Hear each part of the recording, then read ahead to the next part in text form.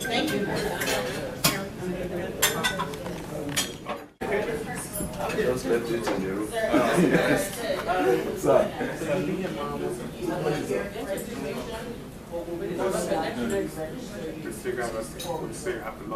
Doing this morning, sir? Good morning. Let's do that later, please. Let's do that later. I'm gonna run. Good morning. Good morning. She's here. Yeah, she arrived yesterday. I spoke with her this morning. She's on her way down. Yeah, she's here. No, I think she came in yesterday because we were already at Kennesaw. Already out. Yeah, some people arrived while we were out. Good morning. How are you? Good. Tell us what we're doing today. Today is the second day of the entrepreneurship training and seminar, and we have a group of vice chancellors from Nigeria that have been trained. Yesterday was the first day, and some of them said if they had to go back today, they will have accomplished everything they come here to do. So that was how excited and how satisfied they were yesterday. The quality of the program and the dynamics about all the arrangements was quite perfect for them, and they felt that they're going to take a lot back home. Now, you were at Kennesaw yesterday, correct? Yes, briefly. So tell us a little bit about that experience at Kennesaw. The experience is to kind of give them a brief analysis of different models, and especially what fits Africa and in particular Nigeria. And they had an interaction with the vice chancellors, and they were able to exchange ideas and to identify problems and to identify some of the challenges that face entrepreneurship in Nigeria. And there's going to be a paradigm shift now to emphasizing what works, building enterprises, identifying feasible startup and incubators, and moving Nigeria forward economically. Excellent. Thank you so much for your time. You're welcome, sir. Thank you. And that's going to be awesome. And then, so one thing they learn is, as an entrepreneur, you have to learn to write a lot of checks. So, signing my name, I've got to sign my name a lot, either on checks, contracts with vendors, contracts with suppliers. So, I make my students practice. So I want you guys to practice that. So I'm going to give you 15 seconds to sign your name as many times as possible. All right? So you have 15 seconds.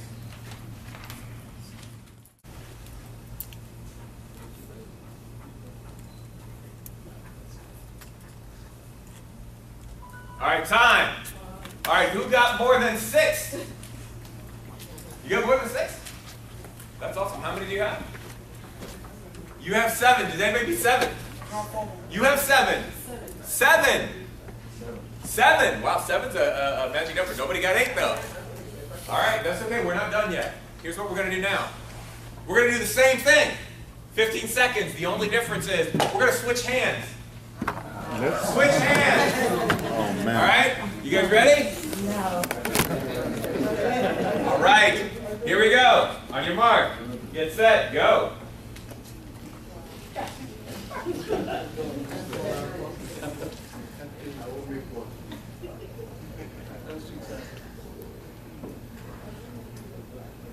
This is very.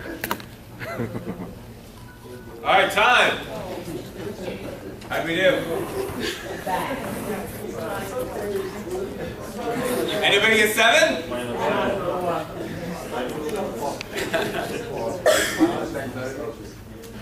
One.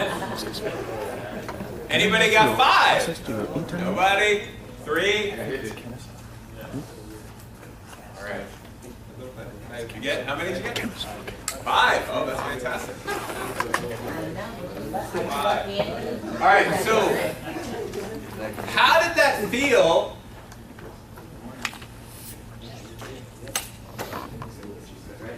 How did it feel when you wrote with that other hand? How did that feel for you? It's not comfortable, right?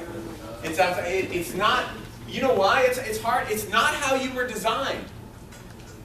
You were designed to write with that other hand. But somehow, sometimes, most of us, most people, there's a Henry David Thoreau quote, who is an author. He said, "Most men live lives of quiet desperation." A lot of us will like go through life, writing with the wrong hand. Duties of entrepreneurship. So, let me go over real quick what we're going to do. This is what we did yesterday. Let me review what we're going to do today, and then I will introduce our speaker. All right, so today we are going to talk a little bit about the art of teaching entrepreneurship. I will postpone that later because I want to not take any time away from our speaker. We're going to move right into talking about social entrepreneurship. So how do you sort of, like the idea of like not having nonprofits to focus on the social issues or the problems, not government, but we are going to take an entrepreneurial mindset and attitude and solve that problem. Okay? And I mentioned yesterday for to those in here that I may have some students in here, and so I do have some students in here, so thank you students for coming for this section, so thank you very much for that. Then we're going to have an expert coming in here on university collaboration and getting universities to work together, using entrepreneurship as a means to create change. We're going to do a little workshop. And then one of my favorite parts is going to be, I just love when I get students in there, and it really just makes me so excited when I have students of mine that are now doing great things, and we will have a panel of that in the afternoon, and because they get to see the result. You know, sometimes as educators we plant a lot of seeds, but we don't always get to see the harvest. And so it's always fun for me to see that. It's like, all right, you know, here's students of mine that are doing amazing things and getting their perspective on things. And then we'll do some review and some wrap up, of which you guys will have to participate, but I will explain that in our activity. Okay? So that's basically what we're going to do. But first and foremost, I have to introduce our speaker, who is an amazing guy. He does a lot with social entrepreneurship. I was fortunate to have him last time. We had a group from Nigeria come in here, and he was definitely one of the favorite parts of the afternoon. But I'd like to introduce Mr. Chris Chansey with Hope International.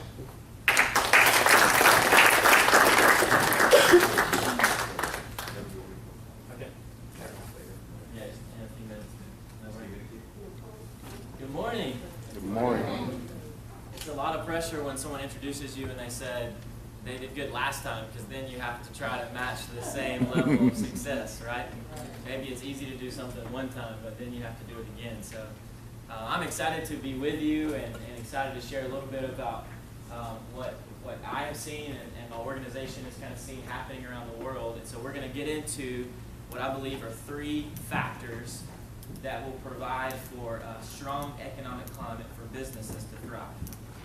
But before we get into that, I just want to kind of get you awake a little bit, get you moving a little bit. So I'll share a little bit of my story. So I went to the University of Georgia, which many of you would know as the place where Nigeria was successful in their soccer match at Sanford Stadium in Athens, Georgia, several years ago in the Olympics. The World Cup, right? You remember that? Have you already talked about that before? Okay, that's our only claim to connection here, right? So got married there after college in that same town, and then my wife and I moved to a place called Denver, Colorado, the Rocky Mountains. So I was going to go to grad school there. So we drove all the way out to Denver, Colorado. When we got there, everywhere we could see, as far as we could see, there was something covering the ground. What do you think that was? Snow. How many of you have seen snow before? How many of you have made a snowman? Yeah. How many of you have gone skiing? No. Some of you? Okay. So just in case, maybe even today it might snow while we're here. You know, inside it's probably 90 degrees outside, but you never know. It could, right? It could. So just in case, we probably should make sure we know how to ski. You think that's probably important? So I need everyone to stand up.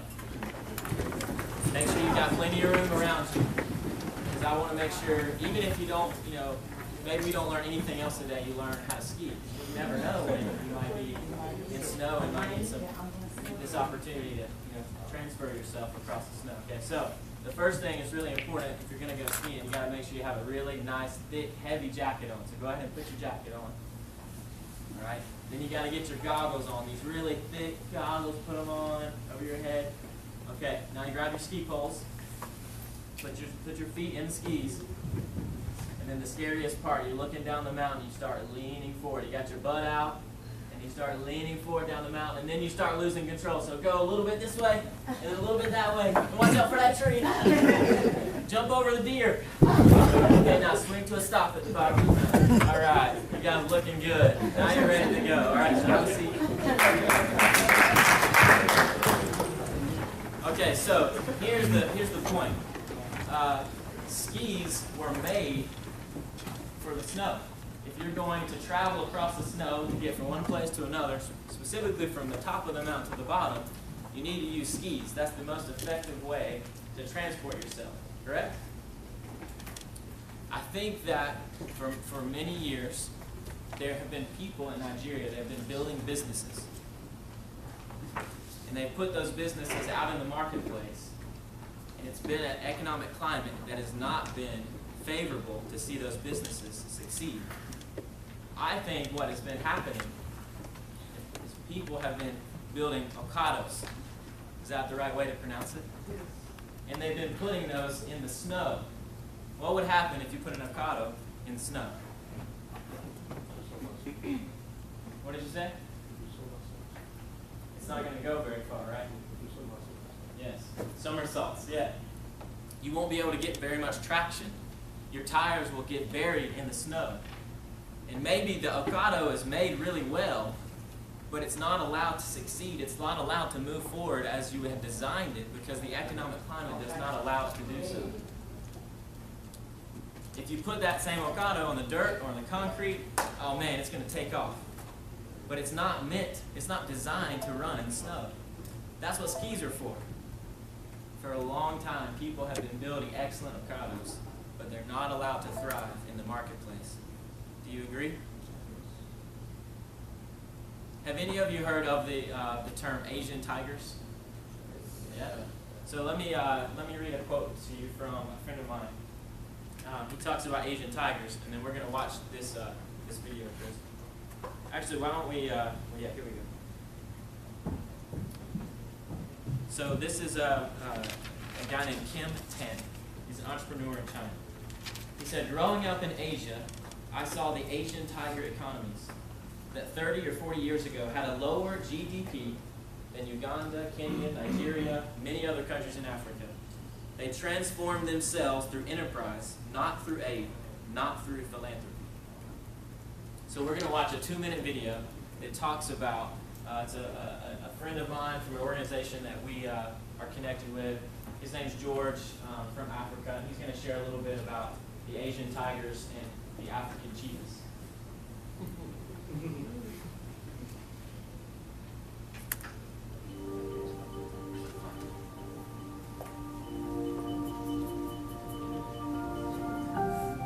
The hippo generation are the ruling elites. They are those who have monopolized political power. And they are those who are stuck in their muddy pedagogical patch. They blame everybody else except themselves. It is always colonialism, imperialism. And they believe that the only way you can solve the problems in Africa is by giving the state more power and more foreign aid. That's the hippo generation. Okay? And the hippo generation is what has dragged Africa into this particular swamp. Okay? Africa is not going to move forward with the hippo generation. And it is on the back of this hippo generation which the United Nations, the World Bank, and the IMF have been trying to hitch a ride with this same old aid-driven boondoggle. And that's why we're not getting anywhere in Africa. Okay? By contrast, we have the cheetah generation. The cheetah generation is the new and angry generation of Africans who can see that their leadership have failed them. And the cheetah generation are those young Africans. They're not going to sit there and wait for governments to come and do things for them. As a matter of fact, they're not going to sit there and beg for foreign aid because they can see that every social need in Africa is a business opportunity. The cheetah generation is entrepreneurial. They are the young and the agile, and they're fast. Their outlook is refreshingly different. Asia has its tigers, Africa will have its cheetahs.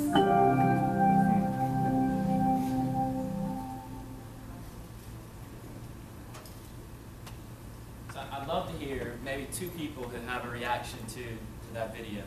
Anyone want to share their thoughts? about what he said? You buy his thoughts? Why?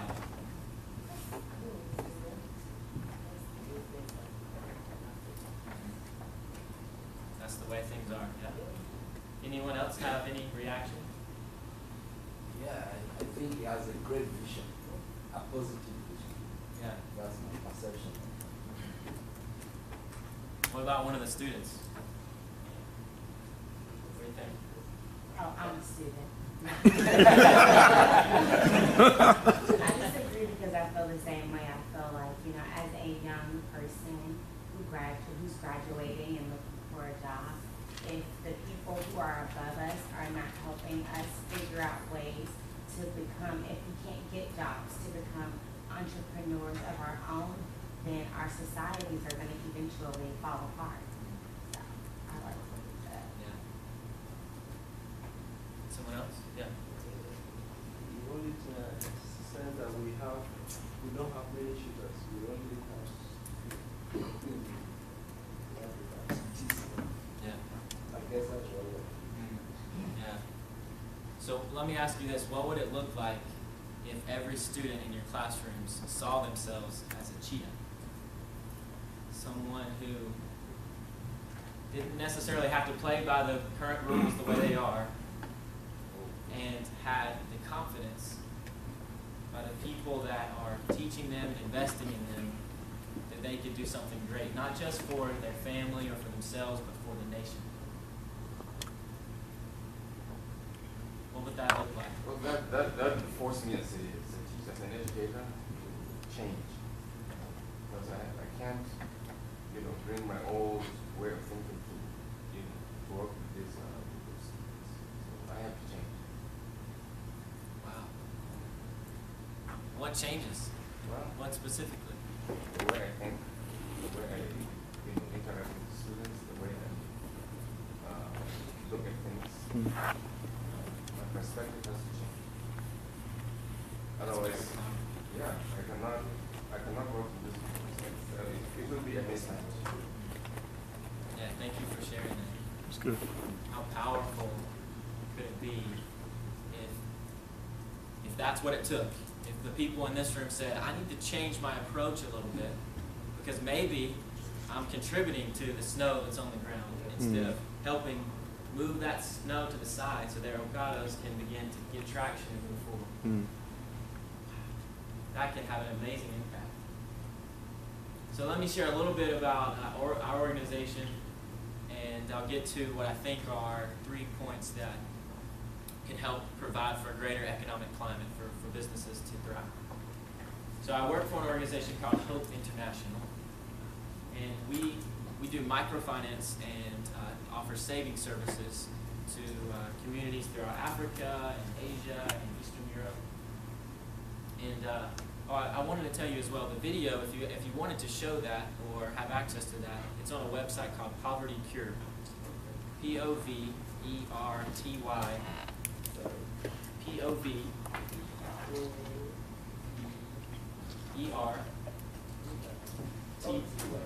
Poverty Cure, CURE.org. They have several videos on there. And George and other people, there's others from there's a few archbishops on there, a couple of different denominations speaking to the same conversation about allowing businesses to succeed. So that's one of the organizations we partner with. But we are providing microfinance and saving services in many countries throughout Africa. We're not currently operating in Nigeria. We're working in Zambia, and Zimbabwe, Burundi, Rwanda, Congo, DRC. And in many of these places, we have seen there are 3 factors that really seem to allow for the businesses that we're working with, the people, the entrepreneurs we're working with, the cheetah generation that we're investing in. There are 3 things that seem to allow them to succeed. And so I want to get into those a little bit. The first one is something that we call uncharity. It's the idea that charity has to stop. For a long time, outsiders have said, hey, here's some people, especially in rural communities, that don't have a lot of means. They don't have a lot of opportunity, and they don't have a lot of material things. And so, hey, we're just going to give it to them. Whatever they need, let's just hand it over. Let's give a handout. Let's just meet the need. Let's give them some money. Let's give them some medicine. Let's give them some clothing. Whatever the need is, hey, here you go. And that could be a very nice thing to do. Good intentions can come with that action. But in many cases, that could cause a lot more harm than the good we intend to provide. Yeah. What is it? No, the intentions are not always wrong. Right, certainly. Okay, so this is kind of the model that we see kind of playing out, right? The first time you give someone a gift, there's appreciation. Okay, so I want you to turn to someone next to you and pretend as if they've just given you a gift, and you just say, thank you. Turn to someone and say, thank you. Thank you. Oh man, it feels good. You just received a gift, you know, it feels good. Wow, thank you so much for giving me something that can add value to my life. Thank you. Okay? Appreciation is what happens when you give someone a gift for the first time. You give that same individual another gift. Now you're going to change the game a little bit. No longer is it appreciation. There's a little bit of expectation. Oh, okay. So now turn to someone next to you and say, when are you going to give it to me again? When are you going to give it to me again? Oh my goodness. That changes, right? Okay, so it went from, hey, thank you, to now I'm thinking maybe it's gonna happen again. All right? So we go from appreciation to expectation. When it happens again, you give someone a gift for a third time. Now there's anticipation. It's not just when is it going to happen again. It's when. It's not just when. It's like I'm expecting it at any given moment. Every time I see you.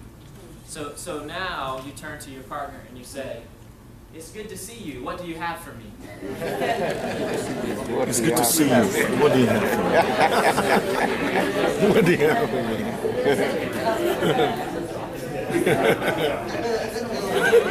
When you give someone a gift for the first time, you're probably on an even playing field. When you give someone a gift the first time, maybe you see eye to eye. But the second time, that playing field starts to be a little different.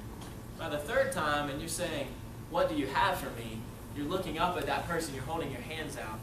You start to bend down a little bit maybe. You start to slump over because you're expecting to receive something. If you're the recipient, maybe you're not as good as the person who's giving it to you. Maybe you don't have as much intelligence. Maybe you don't even have the own ability to solve your own problems without their input. So there's appreciation, there's expectation, there's anticipation. The fourth time you give someone something, there's entitlement. So now you turn to the person next to you and you say, what is it? What is it? Give it to me. Yeah. You say, "Give to me what is mine. Give to me what is mine." Turn to someone next to you and say that. "Give to me what is mine." Wow, what a change. You go from saying thank you and appreciating something to now demanding it, expecting it. Wow, that's a completely different change. It's now yours and you owe that. You deserve that. The last time or the fifth time we look at and beyond, when you give someone a gift, it's full-blown dependency. So you look at someone next to you and say, "I can't survive without your gift." Say, turn to someone next to you and say, "I can't survive without your gift."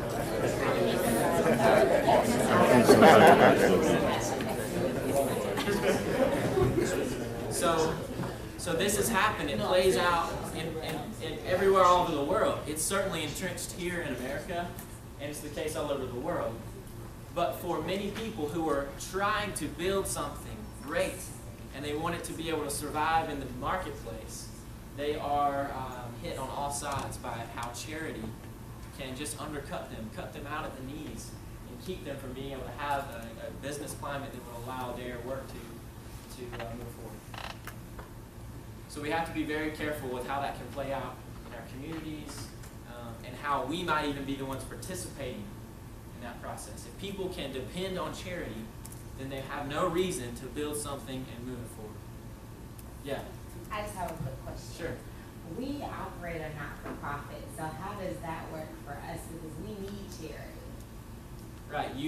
So it's very, so charity in itself is not a bad thing, right? There are certain times and certain places where charity is very powerful. But it's a point at which that becomes a tool, and not, a tool is a good thing, but when it becomes the end all and the be all, when everything rises and falls on that Like if one I thing. came to you every year and asked you for $1 million, Sure. that's entitlement. Okay. Yeah. And I'd love to talk about that more with you. Okay. And our organization is a nonprofit organization. Okay. And so we're receiving funds here in the U.S. to be able to provide those small loans that we're using to operate and invest in people.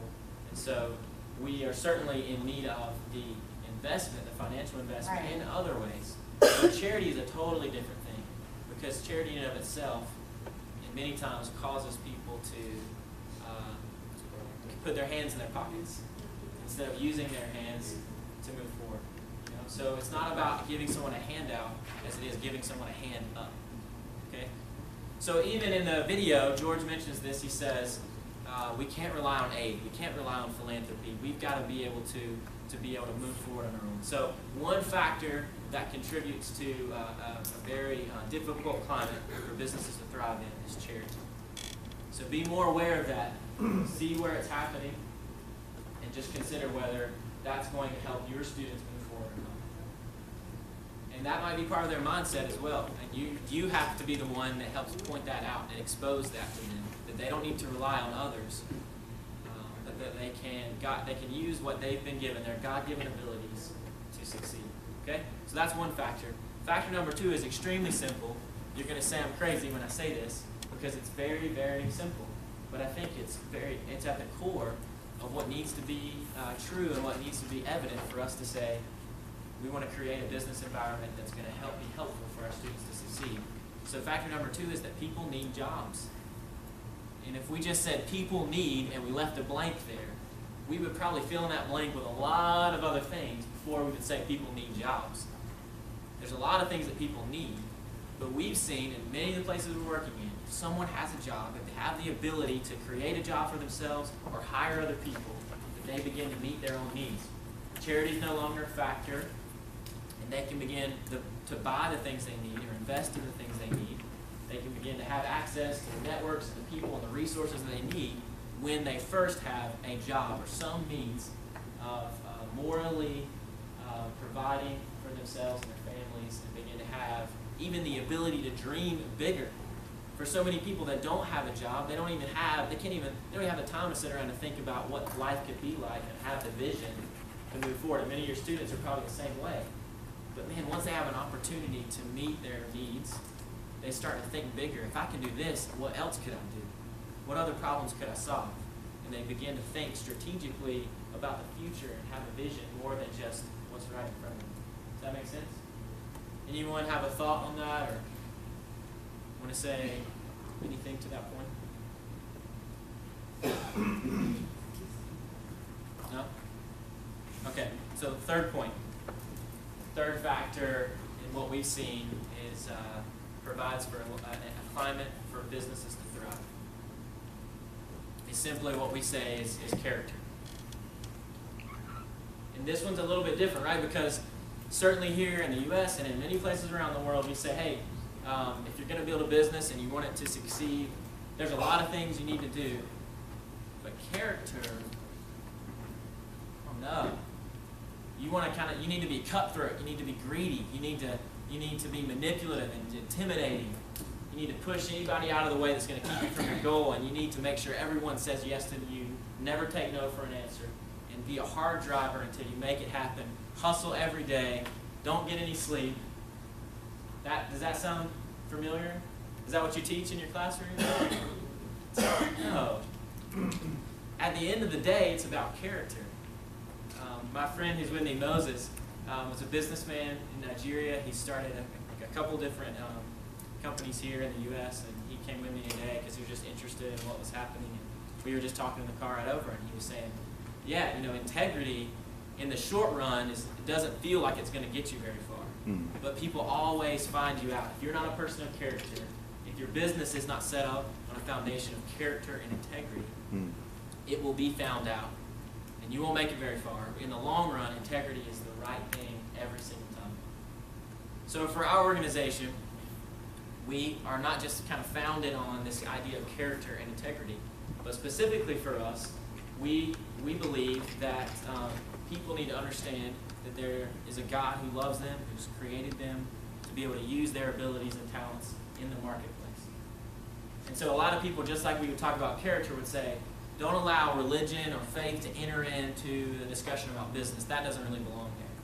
But we believe exactly the opposite. That's exactly where it belongs, because we've been created with the abilities to use in business. So we have about 1 million clients around the world that we're serving. We've got about $40 million in a portfolio that's being lent out on a daily basis. People are paying that back at a 98% repayment rate. So individuals in Africa today are meeting together. They're paying back a portion of their loan, and they're also being taught in some biblical business training. What does the Bible say about how we can run our businesses and succeed in whatever the opportunities that we have and the resources that are around us? And so some people would say, oh, the Bible doesn't really belong in those kind of conversations, but we've seen what makes us successful. When you compare our numbers to any other financial institution in Africa, we are succeeding. 98% of the people who take a loan from us are paying that back. I mean, you don't see those kind of numbers.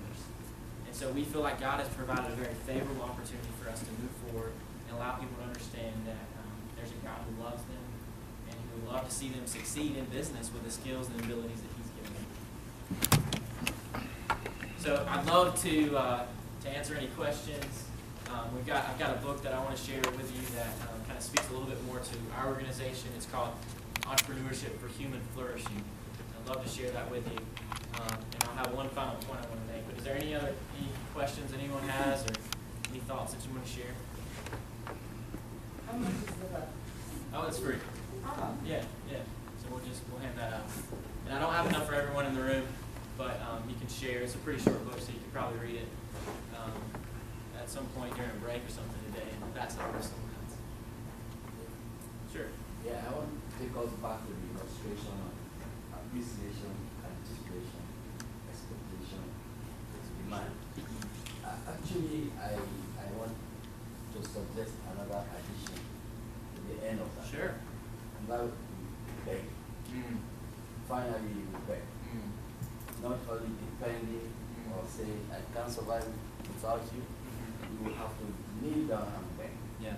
So I thought that is also another reasonable conclusion. What do you think about it? Yeah. So begging as another level of that paradigm. How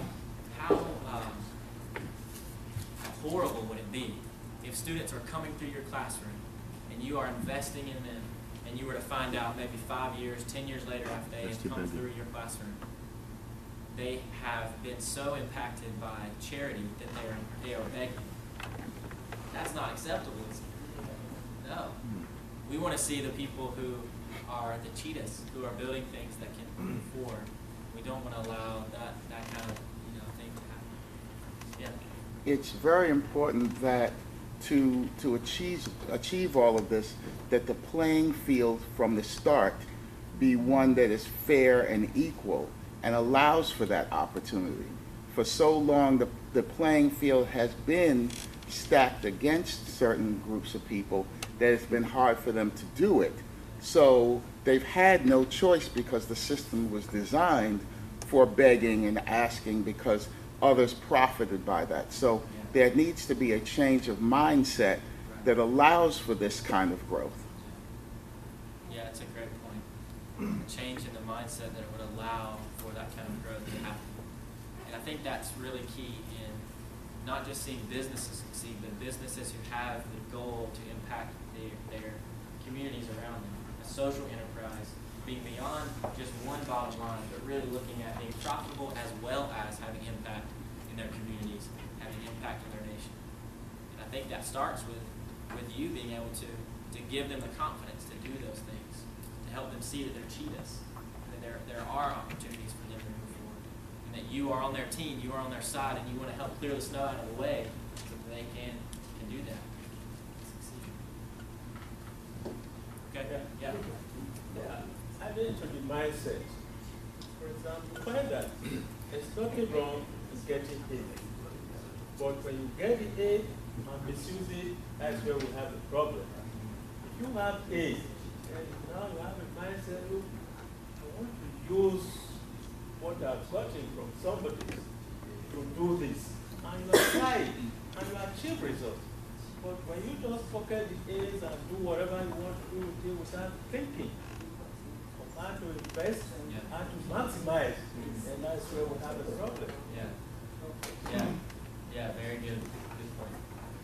Moses, did you want to share anything? Well, I just wanted to add that the word begging debases you as a human being.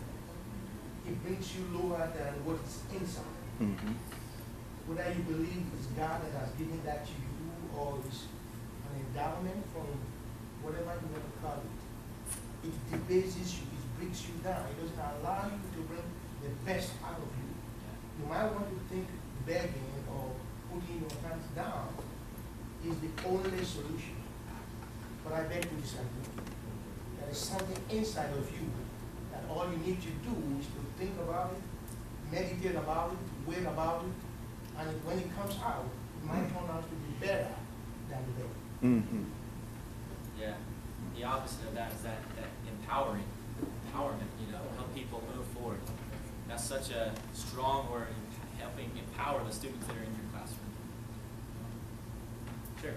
I was just going to offer up a quote. I feel like it kind of wraps it all up. Yeah, can you speak a little bit louder so we can all hear you?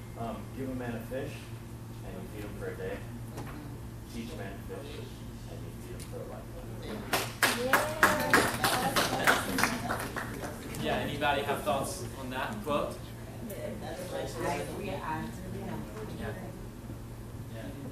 Excellent. Yeah, certainly. Okay, Chris, I'm going to just wrap up with this thought, and then I'll hand it back over to you. Unless anyone else has any questions? No? Yeah? Sure. Okay. Self-confidence.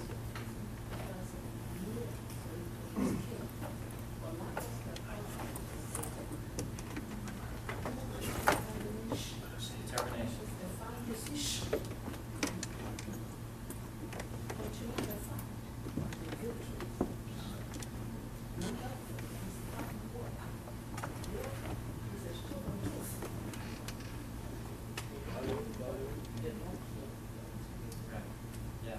Harder you work, the luckier you get. Yeah, very good points. I feel like I would be very encouraged to sit in your classrooms and to learn from you. And I hope that everything you're learning over yesterday, today will contribute to maybe a little bit of a change in the way that you're going about doing it. Not that it's wrong, but that we want to see our students empowered. We want to see our students feel the confidence when they step out of your classroom that they are cheetahs and they've got an opportunity ahead of them. Not to just depend on the other people around them or to beg or to look for, but that they can be people that are hardworking and they can step out into the marketplace with an opportunity to move things forward. And so your work is cut out for you on two sides of things. You want to empower those students in your classroom and at the same time do everything you can to clear the snow out of the way so that they have the best opportunity to move forward. And that's a difficult job, but I certainly believe that you are capable of that.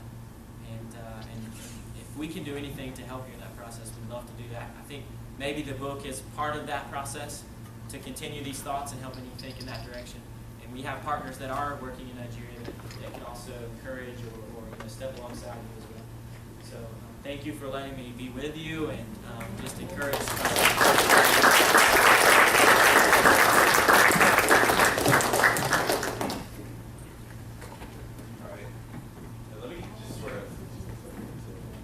Frame this a little bit while he's passing out the books. So I'll just share a quick story that this was the game changer for me in social entrepreneurship. Because years ago I didn't know a whole lot about it. I was an entrepreneur. And this idea of using entrepreneurship to solve social issues is just something that was not, I was not really aware of. And so this idea of microfinance was where I got first involved with it. And I met this, this person who's really passionate about it and was in the formation of using microfinance. And then what ended up happening was, if you're familiar with a venture capital fund, created a venture capital fund where they make large investments in businesses with the idea of social return, number one, and then hopefully have some type of return on investment, number two, as a ways to have sustainable change. That's yours. And so the first loan that we made was to a woman in Jordan. And I've never been to the country of Jordan. I don't know a lot about Jordan. So, it was a very small loan for a rug making business. Very, very small loan. And the way that this organization underwritten the loan, so, you know, obviously they don't have collateral. You go to the bank, you need collateral to have a loan. At least here in the United States, you have to, you know, okay, well, if you don't pay me back, we can take your house. Or we can take, what collateral do you have? And you can't have access to capital or loans if you don't have collateral. Well, in this case, what you do is, like in the country of Jordan, we got like 9 other people in the village to underwrite the loan, saying, look, if she defaults, we will take on that ownership ourselves. So you have a community of people. So we made this loan. And how empowering it was to say, you know what, no, we're not going to give you anything. We're not giving you a dime. But I believe in you, and I believe in your business. Therefore, I want to become your partner. See the difference? Like all of a sudden, in that village, like all of a sudden, you know, you got the idea of like a rich American and villager. No. All of a sudden, this creates an equality. All of a sudden, we're sitting there eye to eye, partner to partner. Yes, we are now partners in this business. I will give you the money, and you go create the business. And we're equal. It's so powerful. And then there's all of these unintended consequences of that type of equality. This same woman started, she was being abused severely by her husband. And in her area, there was no legal recourse for that. There's no way to sort of say, you know, take her to the police or the authorities and say, stop it. That's just what happens. She was just unfortunate. She had to live with it. Well, the problem was she was being beaten so severely that she could not continue her business. You have 9 other people in that village that also said, we'll pay that loan if she can't pay it back. So all of a sudden, 9 different people show up to her home and talk to that husband. And the way I interpret the story, I don't really know what was said, but it was basically like, you touch her again, you're answering to us, because you're affecting our families. So all of a sudden, this idea not only creating that kind of equality, but stopping these kinds of problems and issues, right? It has such a powerful effect. Entrepreneurship is so empowering to us. You know, all of a sudden we start looking at ourselves differently because of it. All of a sudden this woman who didn't really think highly of herself, all of a sudden, no, she's a partner, she's a business owner. That can be so empowering. But it is also so difficult.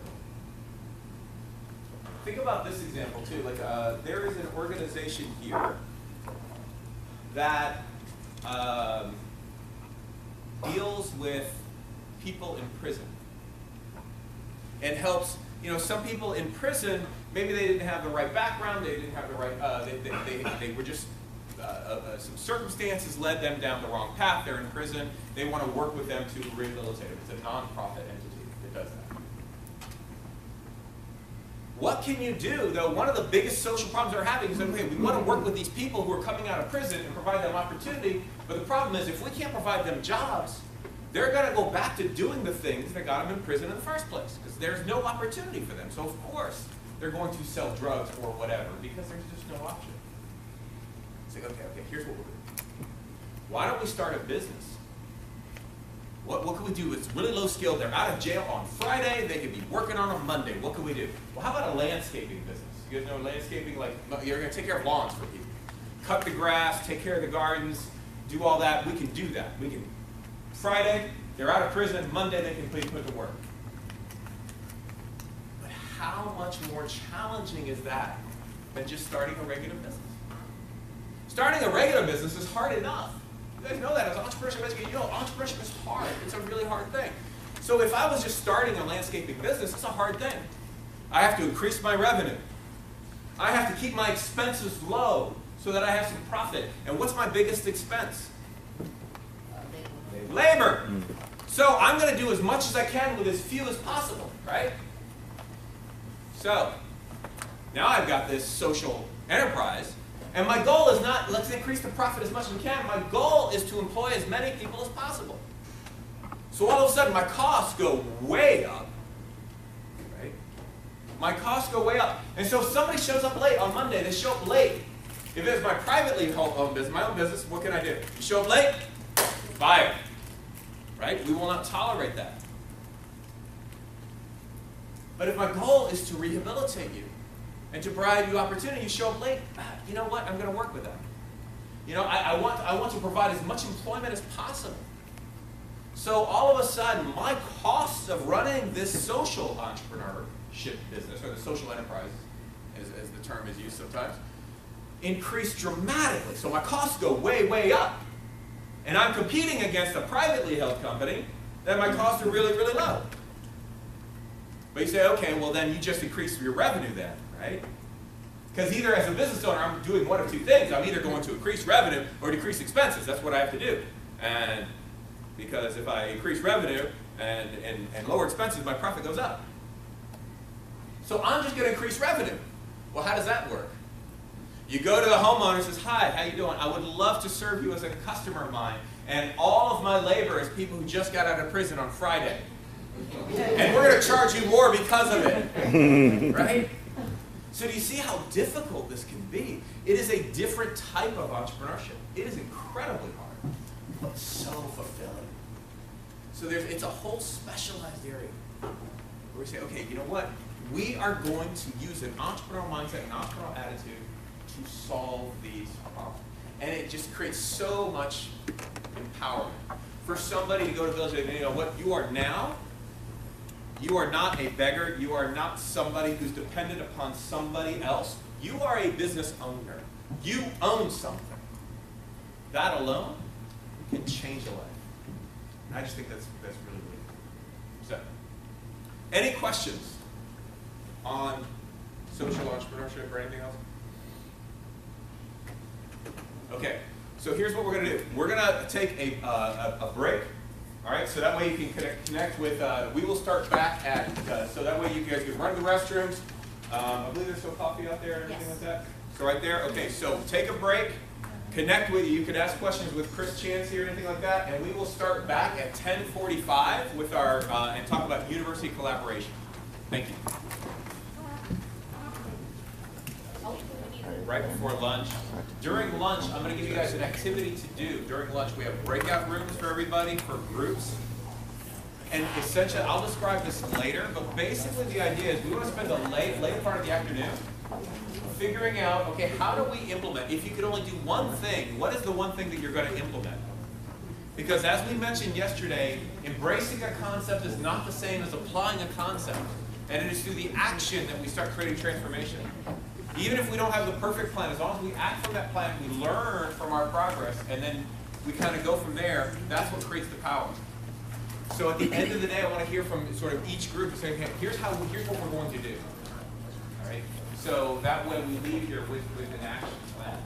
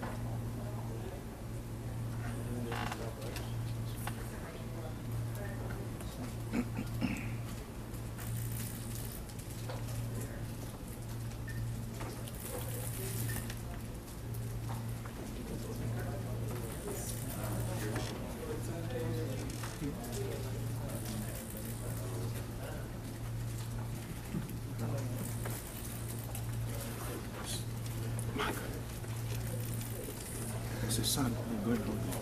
There's more sound going on. Okay, so I'd like to go ahead and introduce Dr. Paul Lopez. His bio. The noise?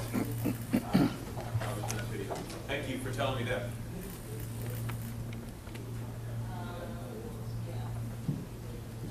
You good? Thank you. Is that better? Yep, good. All right, so our next guest is Dr. Paul Lopez. His bio is in your packet, but I'm honored that he's here. He's a successful entrepreneur. I'm very, very proud to say he has agreed to serve on the KSU Entrepreneurship Center's Board of Advisors. So I'm very, very pleased about that. And he's going to talk to us about university collaboration. So with that, I'd love to hand it over to Dr. Paul Lopez. It's collaboration with the business community, right? Because you probably collaborate in a lot of other ways, hopefully.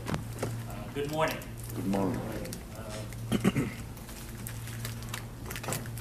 Here's what I'd like to challenge us all to do together. So tell me if this makes sense for each of you. We're going to participate instead of just listen passive. Fair enough? So here's what I'd like to do. We have an hour together. And what I'd like to accomplish during the hour, both for you and for me, is for you to find one idea in the things that I cover. I'm actually going to cover 3 real-time case studies that I've been involved in where the university and businesses have collaborated together. And I'd like you to find one idea that might apply in your institution or your organization to where, while I'm here with you, you can ask me questions, so you might be able to make it portable and valuable for you. But I want to actually add a little challenge for you, and that is not to make it, it's like when you say, come to my house, and people say, sure, I'll come. But you never set a timeline. Sometimes you never get together, right? But if you say, why don't you come to my house for dinner next Tuesday, what are the chances that that will happen? They increase. So my extra challenge is that what I'd like for you to do is to listen to these case studies, see if one idea in all of this is applicable in your institution or your set of organizations, and try to see if you could apply it during the 4th quarter of this year. Fair enough? We're going to take, if time allows, we'll see at the end if you found one idea. Okay? So that's the challenge we both have together.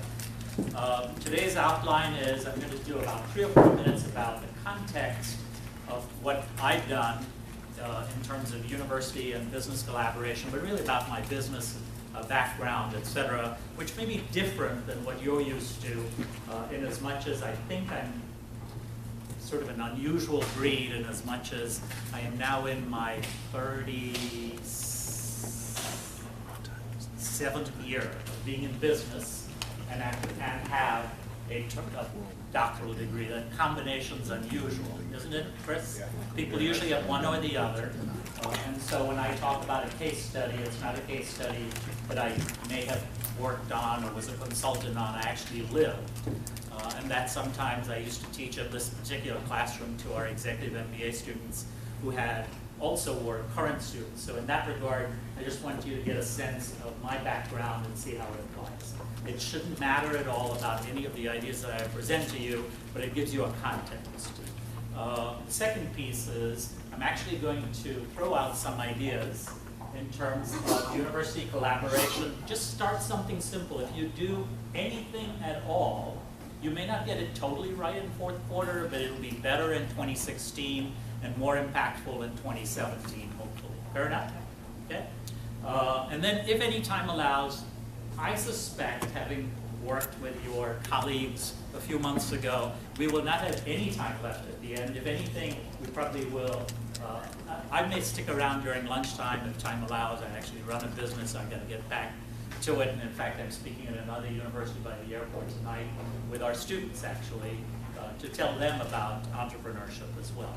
So just in case we run out of time, there's my contact info. You are perfectly at liberty to send me an email, to set up a Skype meeting if you would like, and there's my cell phone number. Fair enough?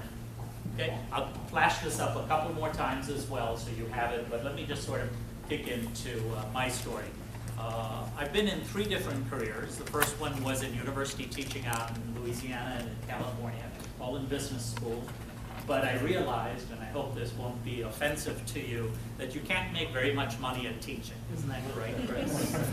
So my mother was a 35-year career as a 3rd grade school teacher, and she made even less money. The good news is she gets to live in one of the best countries in the world, Australia. I get to go visit her next month. She's 93. But somehow I thought maybe teaching would be a great career. So I went to do my doctoral work in Louisiana. I did my MBA in Ireland. And then I thought, I'm going to teach and change the world. Well, I did that for 2 years in California and realized at that time Governor Jerry Brown thought that we all had what he called psychic income. What he didn't realize is you can't pay psychic rent and you can't buy psychic bread. Though in Governor Brown's case, you might be able to do some of that. If any of you know Jerry Brown at all, that background. So I got out of it and I went into 23 years of working in high tech for IBM and Xerox. But about 16 years ago, I fell into financial services and have been a mortgage banking executive, both working for a regional bank and then for the last 8 years being an entrepreneur with 3 other partners. We run a bank, a mortgage bank. What we do is provide loans to people to buy homes. Is that a common industry in Nigeria? Yes? Where do you get your, yes? Okay.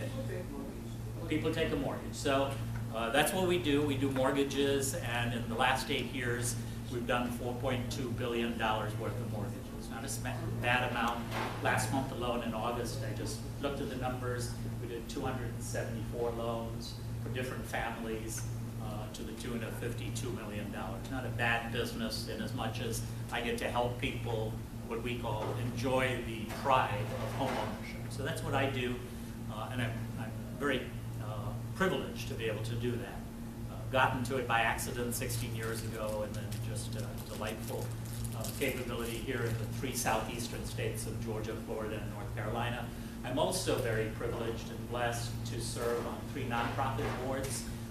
I grew up in one of the poorest countries in the world, India, right through undergraduate school, and got to work with Mother Teresa when I was in high school, and I realized that actually being poor in America is harder than being poor in Calcutta, India. Because you want to keep up with the Joneses, and the Joneses have only 1 flat screen TV, you want to have 3, and, you know, over there it's you don't have a house, you barely have a hut to live in kind of deal. So I get to do that, and here in the United States we have homeless people, so I work in a couple of boards where we have shelters, we have subsidized housing, we do approximately between the 2 boards I serve on about 4 million meals per year here in the Georgia area. That's a lot of food to give away, many times to kids, etc. And so that's a blessing for me to be able to help organizations like that. I also, and we'll talk about it in one of the case studies, I also, in the 3rd bullet there, serve on the board of something called TIE Atlanta. We'll use it as a case study. It's a worldwide organization that fosters, it's a nonprofit organization headquartered in Silicon Valley. It was started about 22 years ago, and it's made up of 13,000 members. Atlanta is the 4th top chapter in the world, which is sort of interesting after Silicon Valley, Boston, New Delhi, and then Atlanta. Sort of in good company, as it were. And we judge ourselves out of 62 chapters across the world in 17 countries. It turns out there is not a single chapter in the entire continent of Africa. So I challenge you to get started, and I can put you in touch with our global headquarters in Silicon Valley if you want to, but we'll talk about that a little bit. So that's my background, and I grew up, and I'm probably of the speakers this week, I suspect I'm the token immigrant, is that right? Immigration is a big topic here in the United States, but I've lived here now 41 years, so I feel very American and very blessed. So that's about it. Career in education, followed by high tech, followed by mortgage banking, and continue to do things actually through my work with TIE Atlanta, with about 15 different universities across the state of Georgia. So, questions about myself, or if not, we're going to jump in. Yes, Is that TIE at Lansing? correct. All one word? All one. Thank you. Well, we'll show you the URL Okay. in a moment so you can go look it up. Okay? It's part of TIE Global out of Silicon Valley, which I think is TIE.org, TIE.org. It actually stands for the Indus Entrepreneurs. It started by people who grew up in the Indus Valley, which is where India and Pakistan, Bangladesh are, but really is not connected any longer necessarily. We have members like Chris who had nothing to do with the Indus Valley, right? And our president is a lady who grew up here in the Atlanta area, et cetera. So let's jump right into some case studies for collaboration. Okay, so with my background of being partly in business, a little bit in education, I actually taught in this particular room for 6 years in the subject of leadership to our executive MBA students till about 2013, and then got too busy, so I just connect up with a lot of universities, and I'm pleased to spend the hour here with you. So let's do the second one. There's my contact info in case you didn't catch it, and I'll present it about 2-3 more times just so you have it in the end. And what we're going to do is cover 3 case studies of how to collaborate, and in fact, hopefully one of them might resonate with you in terms of something you could take back to your institution. Okay? So the first one is about advisory boards. The second one we'll cover it in a little more detail, Cassie, about TIE Atlanta, and specifically what we do with the student population. We actually have events that spread across Georgia with our universities. In fact, that's partly why I'm speaking at a different one tonight at a class that the dean, who is the chair of all of the university system of Georgia, deans of business schools, wanted me to speak at. And then we'll talk about, actually we do stuff starting in high school. We have 16-year-olds. Isn't that a lot of fun talking to them? They're incredibly interested. So we start working with 16-year-olds in high school and run classes from September to April with them. And then we run events with the university pretty much year-round, but mostly from December to about May time frame. So we'll cover that in particular. And then lastly, if time allows, hopefully I'll move fast through it. We have now done, I think, somewhere about 18 or so years of an event called Lessons in Leadership, in which we have, when I was running it, about 400 or 500 people attend an evening listening to some of the best leaders in the city of Atlanta cover their experiences and hopefully take away an action that they can apply to be better leaders themselves. So there again is a collaboration between corporate America in the Atlanta area, and actually it was global, but we'll show you mostly Atlanta leaders that we utilized in a single event called Lessons in Leadership. So let's jump in. Advisory board. Let me ask, do any of you have formal advisory boards for your institution? Okay. Yes? Only one? Okay. So, and it's... Well, we're not for profit, so... Oh, I see. Okay, so you have an advisory board for your nonprofit organization. And you have one with your... Business, for my own business. For your business, okay. We're going to talk about an advisory board in a university setting. Yes, we do. Sorry? We do advisory board in regional training center. We have an advisory board. In which Nigeria. center? Okay. Nigeria. And made up of what kind of people from education, people from business, people from... Yeah, from business, from Commonwealth of Learning, Vancouver, from professors from different organizations. The advisory board. So I'll tell you about the advisory board we had. This university actually has many advisory boards. This particular one happened to be for our MBA programs, but very specifically, I think many times advisory boards do not have the level of depth I'm about to share with you. We had a purpose statement that was very particular, talked to people, they had to sign that they were signing up for this. They signed up for a 3-year term. We measured the heck out of the results of stuff, so it wasn't just show up and we'll have a nice meal together. We actually worked, and we met quarterly from 8:30 to 2 o'clock on a quarterly basis. So they had to give up a lot of time out of their businesses to come to these advisory boards. I'll actually show you the roster of members, which are people that represent big companies, medium companies, small companies, and how we involve them in actually running our programs. Okay? We had a co-chair process that I'll talk about, and we actually measured KPIs, key performance indicators, and presented that every single quarter how we were doing. I will share, we had 5 KPIs in any given year.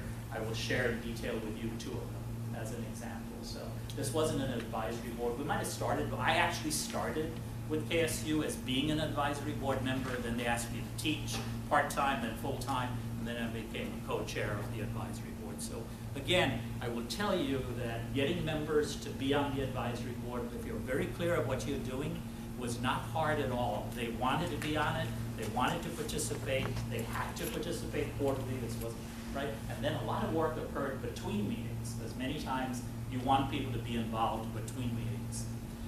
Here's part of the purpose statement. This is a 2-page document, just boiled down. So their job was not to govern, because we wanted the faculty and the administrators at the university to govern our executive MBA program, but to provide opinions that were real and indicative of what the corporate community wanted out of our students, and vice versa. The students would then become potential a labor force for them. Well, this allowed us a 2-way dialogue for that purpose. Okay? And we talked about strategic issues, operational issues, the programs. We gave them a lot more information on a confidential basis about who was entering classes, how the students were doing, and most importantly, we wanted them, when they were out in the community, to help us drive the reputation not only of the Coles College of Business, but also of Kennesaw State University. So that was the purpose statement. You can't read that, but I want you to sort of get a sense of, you can see somebody was the executive director of the Grady Healthcare System. That's the largest hospital in the state of Georgia, as an example.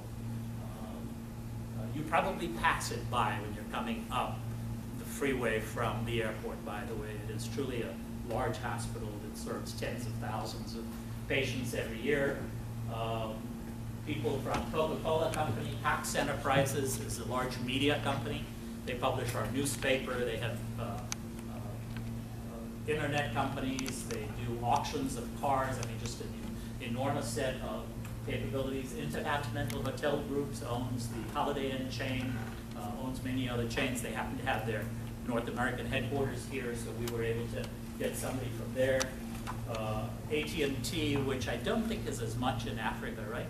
AT&T is not a phone company in Africa, but it's the 2nd largest phone company and cell company here in the United States.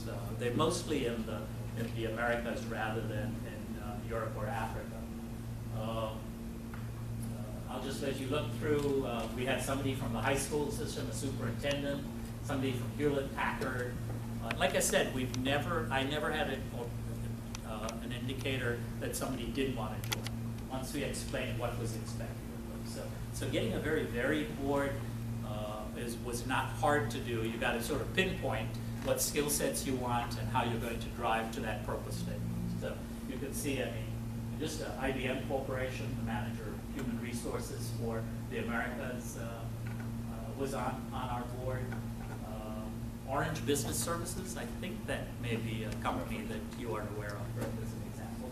So you can see Wellstar Health Systems, which is an entire set of hospital chains in this part of Atlanta. We then set in place 4 co-chairs. Not sure why the pictures didn't appear. I think you've met Mike Salvador. Does he come through at all? Right? Yeah, sure. So Mike and I were sort of the academic side of the co-chair leader, but both of us actually had a very strong business background. As I told you, I've now 37 years. I think he was 30 years with Ernst & Young, an audit and consulting firm. But then we also had 2 other co-chairs that were from business, one that ran his own business on change leadership, and Paige Lillard, who I worked with very closely, vice president from Turner Broadcasting Systems, which is the company that owns CNN and a number of other chains. And oh, by the way, Paige was an ex-student of ours, so as an alumnus of our organization, allowed us to sort of figure out what we were going to do. This is the fun part. I think having an advisory board is nice to have. People have them. Many times it's because we just want a strong Rolodex that you could say they're on our advisory board. But these were the 5 KPIs we put in place, and I'm going to show you some of the actual measurements we did. So let you read this. The first one was to positively impact student recruitment through their participation. So we were looking to fill every seat in this classroom and the one next door. There's a classroom identical to this that's the mirror image of this room. And we would want to do that through our executive MBA program. We wanted them to help We'll show you how we measure their help. So if we were looking for 50, 60 students starting in a cohort, how could we get them to help? Many times we had them do lunches with prospective students. We wanted them to enhance the curriculum, so they were involved in looking at what topics could we drop, what topics could we merge. We actually involved them in teaching. I'll show you how we counted, how many times we involved them in teaching. We wanted them to actually do some business development, and then ensure student satisfaction that we measured through surveys all the time. And then we wanted them to be coaches of some of our students. And a coach was a 2-year commitment, an 18-month commitment of an executive MBA student being able to meet on a monthly basis with one of our advisory board members. I was a coach for somebody from the AT&T telephone company, and in fact still meet with him. He actually has graduated about 3 years ago, won the philanthropic award from the governor a few years ago for the work he is now doing out in the community. So I'm just going to show you a couple of them. Here's KPI number 2, enhance the curriculum. How did we do that? We collected bio sheets. We had a template. We didn't want people to just happenstance find out that, boy, you have a background in X, Y, or Z. These bio sheets were published. We looked for, we gave them to faculty members.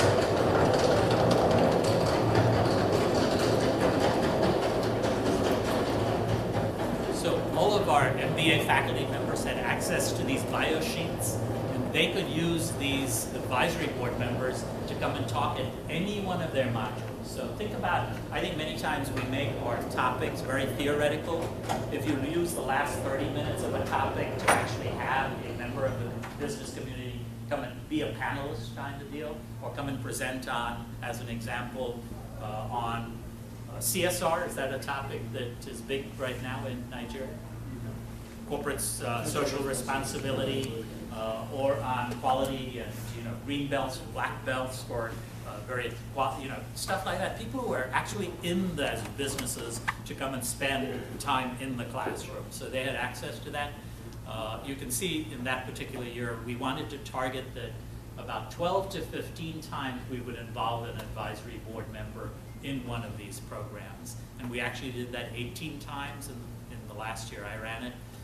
They came and actually talked with one of our sister schools that's from Romania that came by, and you could see they would teach on subject matters like M&A, because many times a faculty member talking about merger and acquisition might use an example from the 1990s, but why not have an actual businessman, community person who's done 10 business mergers in the last 5 years? I mean, which one is more real to the student?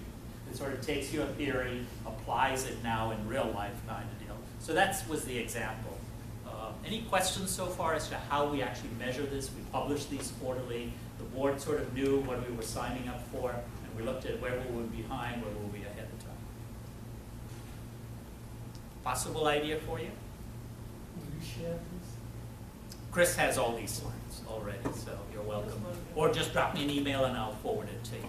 And behind it, we had templates and a lot of spreadsheets and whatever else. So if you really want to go down this, I'm glad for the price of zero to share any of this consulting work. That's cool. That's good. So Loretta said, what did it cost me to engage these members? The answer is nothing. There was no. This was all pro bono work, no different than engaging me today to talk with you. Right? I think my bill, Chris tells me he'll double it next time, so it'll be zero again, kind of deal. The same I'll do with down at Clayton State University on the south side of Atlanta. Here's the deal. I don't know if it is true in Nigeria. I think it is. I think people want to be asked. And if you're passionate about something and you care about something and you believe your legacy is with students, education's an easy sell. If I asked a VP from I'm trying to think, Delta Airlines to come and be on an advisory board, my guess is I have a 90% chance that person will say yes. Good question. But there was no money exchange. In fact, many times we asked them to raise money, so they have to sometimes help get their companies, foundations, or whatever to help participate in something. So I think you'd be surprised how good a salesperson you can be. I think education has a draw, right? Isn't that true, Mark? If you ask people, I think people want to be asked, and in terms of engaging them in their time, it was not hard at all. I think try it. It's one of those things that you'll be pleasantly surprised. We held quarterly meetings. They ran from 8:15 to 2 o'clock. So this wasn't a short meeting. I don't believe you can get a lot accomplished in an hour. I know I'm going to try and drive that right now. But I think if you meet quarterly and you go deep kind of deal, I told them this was a commitment where we would meet on a given Friday, but they would spend most of the day. And what they would do is in between the day, we'd actually have our students at lunch so they could be at a round table. They could get to know, is the work that they're doing and the ideas and the advice that they're giving to us, is that real and was it really happening? So they could meet with real students of ours. At lunch, we would cover, you could see a typical topic over there. We get feedback, we do task outs, we do breakout sessions, we do real work, right? This advisory board. And then we'd set the dates for 12 months, the 4 next meetings on a rolling basis. So it wasn't hard to get people to attend and participate. I think if you do good work, people want to participate. I think the ones that people complain about are meetings that you get nothing done. And unfortunately, I don't know if it's true in Nigeria, I think a lot of meetings have no objective, no plan. That's like saying I want to go on vacation, but I have no clue where I'm going to get to, when I'm going to go over there. Those are not the best vacations. You know what you're trying to do and the trip you're going to take. I think the same is true over here. Okay, so advisory boards, I'll challenge you that if you want to start one, consider it. I'm glad to share any further details. I literally covered for you what we did over many years, and many times these members stayed on 3-4 years at a time. The co-chair role was a tough one because we wanted in between to make these meetings and these events very meaningful. We invited them also to all our other events, etc. So they got a lot out of it. I think them being able to say I'm on an advisory board at Kennesaw State University has a certain cachet to it as well, and vice versa. So it was really a two-way street.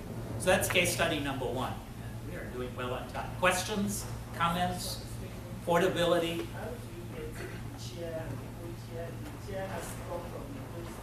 So we did 4 co-chairs, if you saw the example. We had 2 academic co-chairs.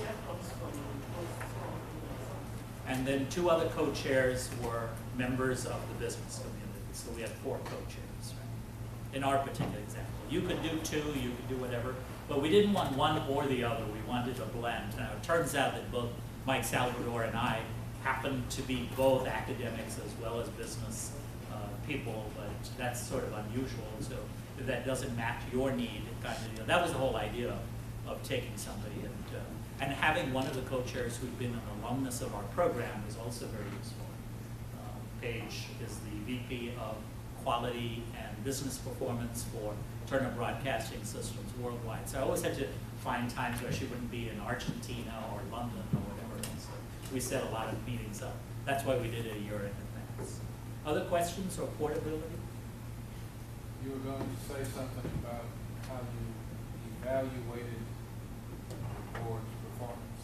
Right. So as an example here, on this particular KPI, okay, oops, let me go back. Okay.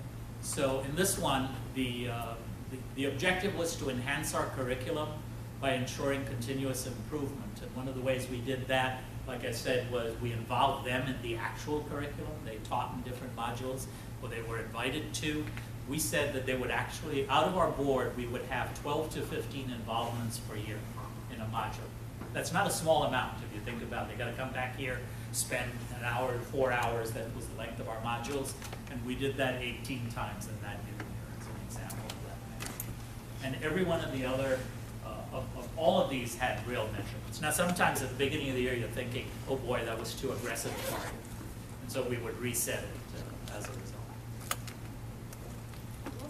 But all 5 of these had real measurements. So we looked at, off our class of 60 incoming students to the MBA program, which ones had actually met with somebody on our advisory board, what percentage, et cetera, et cetera. Question or comment?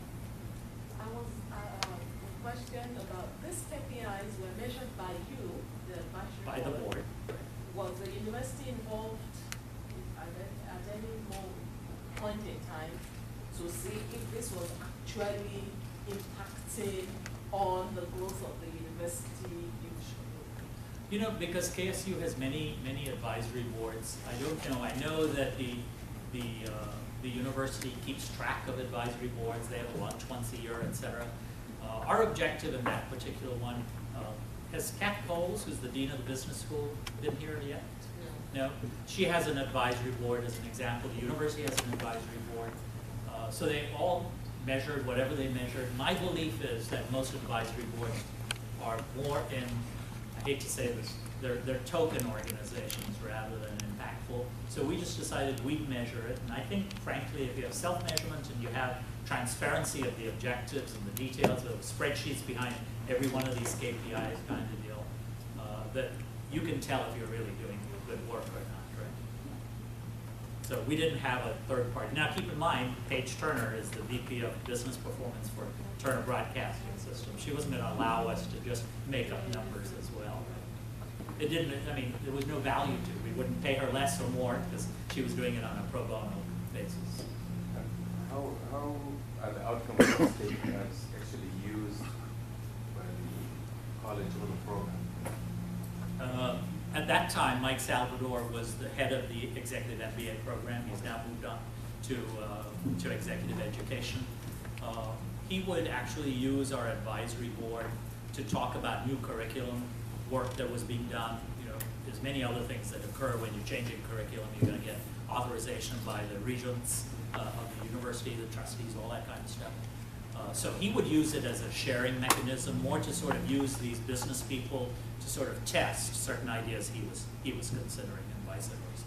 And they were very objective because, in turn, you know, they were trying to say, boy, we want this particular program to get better because this is our labor pool, right? People who graduate from our MBA program who are currently students as well. We want them to be better. So I don't know that there was a heavy answer to that, or a very specific answer, but because Mike was one of the co-chairs, I think there was a lot of two-way dialogue. Okay? In a very informal but formalized setting as well. So I challenge you to consider whether it's portable or an idea that you might take. It may not fit exactly right, but maybe 60% of it might, kind of deal. And like I said, you'll be pleasantly surprised if you start out with a set of very clear objectives, very clear measurements, and know what you want to do. You may not get it right year one, but I was involved in that probably from like 2004 for many, many, many years. Okay? I'm now, in fact, I'll challenge Chris. He's invited me to be in March, to be on the advisory board for the Center for Entrepreneurship here. We'll see if, in fact, we end up using any of these ideas. Because otherwise, you just have people who participate. It's like a free lunch kind of deal. But you know what? It's I got a lot of other things I would prefer to do than just free lunch. Get a lot of free lunches at the office. Second case study. Let's move to the second one. TIE Atlanta, and something that in Atlanta we have done greatly with universities. So let me tell you about what TIE Atlanta is, and then what we've done with TYE, which is the TIE Young Entrepreneurs, which are students as well. TIE Global started about 22 years ago out in Silicon Valley. Some people there said, you know, we've been very successful. We want to give back to the community. So it's the world's largest nonprofit organization fostering entrepreneurship. We have 13,000 members worldwide.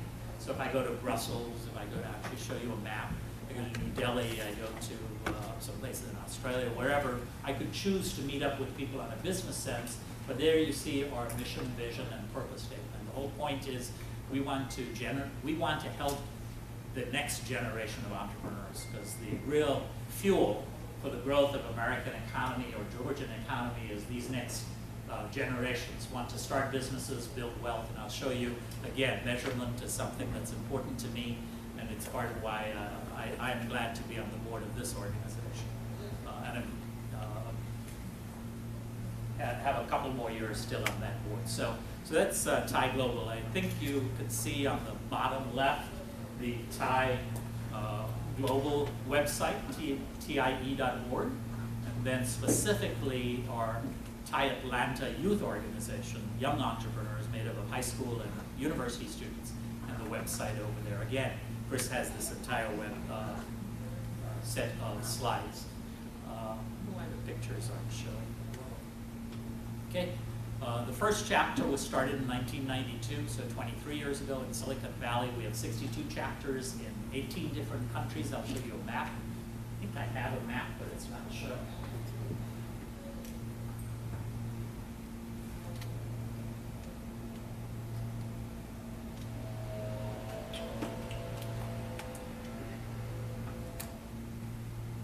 Anyway, if you're later on, if you type in tie.org, there's a shows where all the 62 chapters are. For some reason, there's not one in all of the continent of Africa, so we could certainly have you consider joining.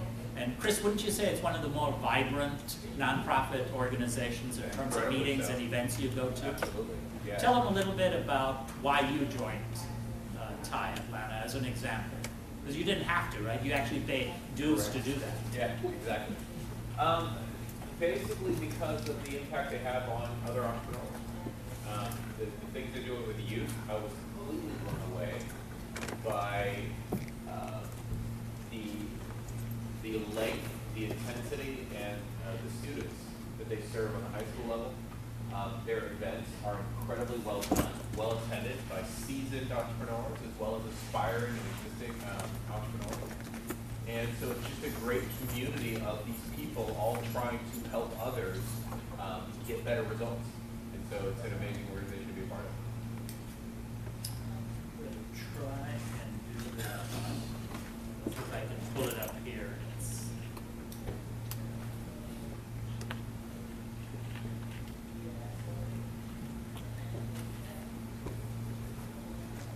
Is there a reason why, can anybody think of, is Africa not big on nonprofit organizations around fostering entrepreneurship? I was just surprised that the entire map of Africa showed no. How do I do this?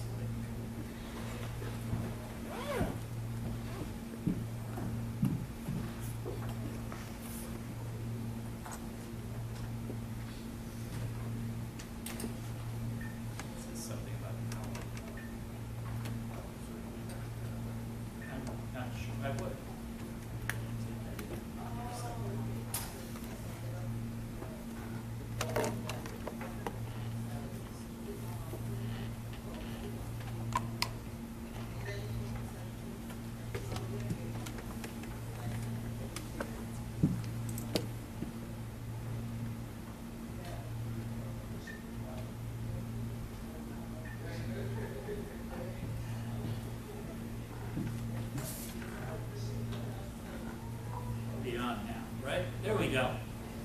Any thoughts of why that's the one continent we have no participation whatsoever? I'm not sure why. There is a way to become a, sorry? Because maybe the awareness. No, because it's non-profit. Because it's a non-profit, so if we made it profit, you would be glad to do it. Well, maybe. We run it like a profit, by the way. I look at all the financials monthly, et cetera. I'm on the finance committee as well as the young entrepreneurs committee. So it's just a challenge. I have no clue. I mean, I was hoping you'd know better. Okay. What's that?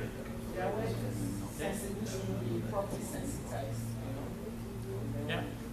So there's 13,000 members, the largest organization, and we freely help one another. I will be at the Boston chapter in February. I'll be out in Silicon Valley next May. We're doing some things together.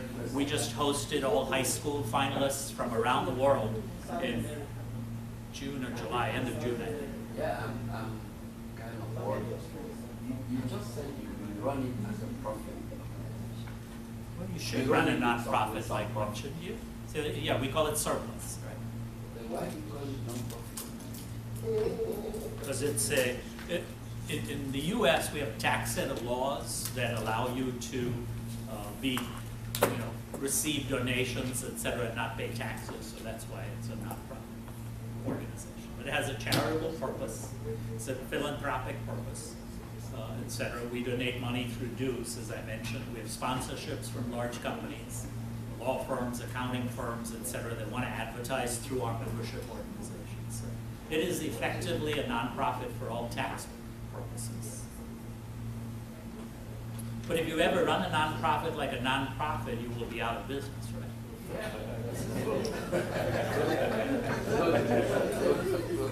So here's one that's 23 years old. The other two boards I serve on, one organization's 42 years old, one's 51 years old.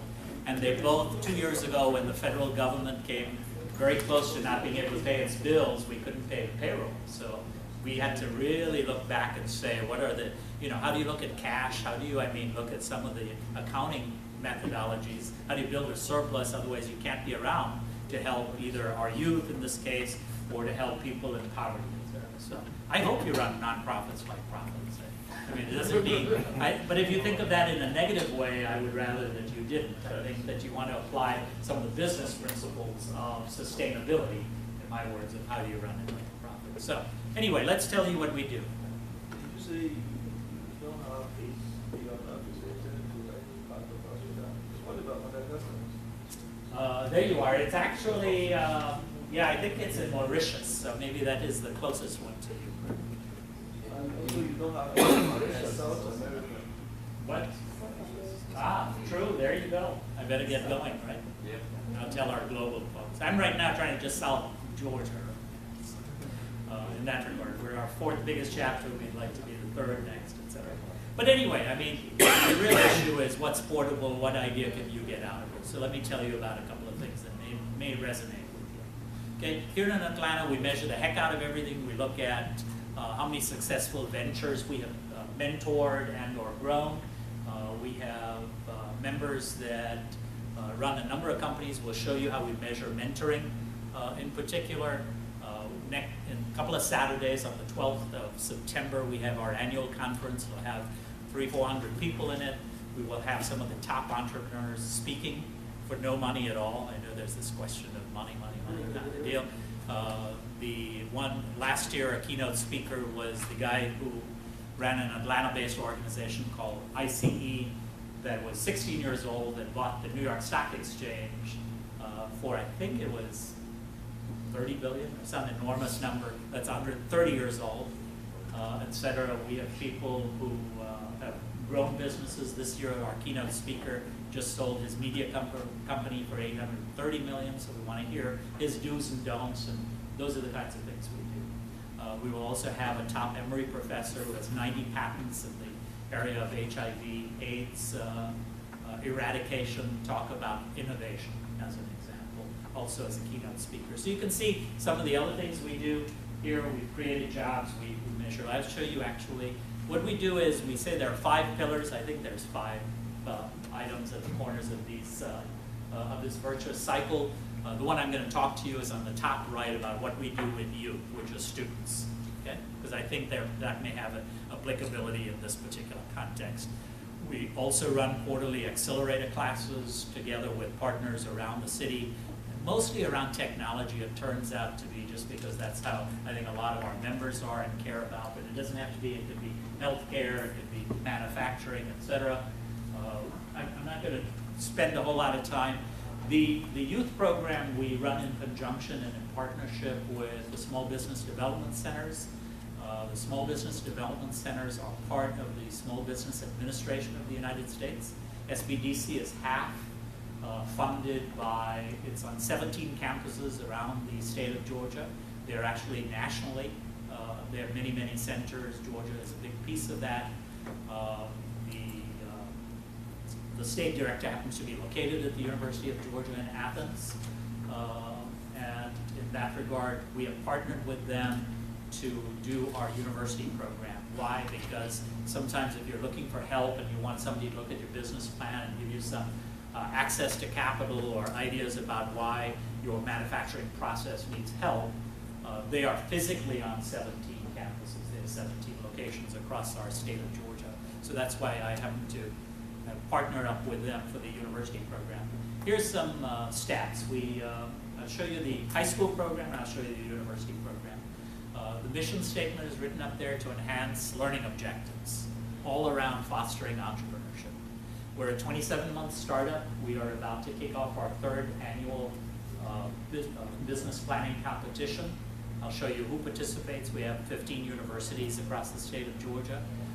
We have lots and lots of students. There are teams. Last year we had 21 teams from 13 universities across the state. We apply to every team 2 mentors and coaches that have to meet 2 to 3 times to look at these business plans so that in real life you can get one-on-one kind of help. And we then judge the satisfaction from the students, and our ratings are all 90+% satisfaction. Here's a list of university. Mark, which school did you go to? University of Georgia. Okay, so hopefully it's there. Well, I took a team to one of yours, so it should be up there. Say it again? I took one of the UGA teams too. There you go. That's right, you were the faculty advisor, I think, a couple of years ago, right? Which was great because I did not look like any of the faculty. A nutrition application, it turns out. Do you know much about it, or you just helped him? I helped him a little bit, so did Chris. There you go. So there's a lot of different schools. We think we'll actually have more schools. There's something like about 40 different universities across our state. Kennesaw is hopefully going to participate this coming year, right, Chris? Hopefully. They did year 1. They actually won first place. They didn't participate last year. We gave out prizes. You asked where did the money come from. Some of us wrote checks, so it's non-profit by us writing checks. But it's not hard for me to ask people who just sold their company for $120 million to write me a $20,000 check. It's actually easy to ask, kind of deal. So, and then we're actually approaching the Community Foundation for Greater Atlanta to also participate in there. Here's our KPIs. So in this calendar year of 2015, just to show you, you've got to measure what you want to do. Otherwise, there's a whole lot of words and very little action. And so we said we would mentor 65 companies through our membership, and we've already year-to-date through July mentored 7. So we will likely end the year with about 100 companies mentored, because there's nothing like asking somebody who's done it before what to do and what not to do. We mentor individuals. We sometimes set a very low goal, 125. We've already, through last month, mentored 271 individuals, and you can see the rest of the stuff. It's more than that. Any questions of whether Thai might have some applicability for you? Yes, no, not sure. I feel bad for asking all the questions. No problem. I'm in good shape for Thai. We'll land it in another 15 minutes. I work for a not-for-profit that focuses on youth and American youth in particular here. That's my focus. Okay. So would it be any way possible that we could partner like with your mentor programs or anything like that? Because we work with kids from the age of elementary school all the way up through college. I think the answer is yes. I mean, we have a curriculum. Chris and I taught one of the high school classes one Sunday afternoon. We have them literally come meet with us from lunchtime to about 4 o'clock every other Sunday from September to April. So we have some curriculum work we can partner. The answer is, I think, maybe, depending on what the needs are and how to make it. I'll get a card and find out. Sounds good. Thank you. Good, and or you. So, any other questions or ideas? Again, this is all collaborating between universities and the business community. Our Thai members are all either current entrepreneurs have sold businesses and or themselves in a startup kind of phase.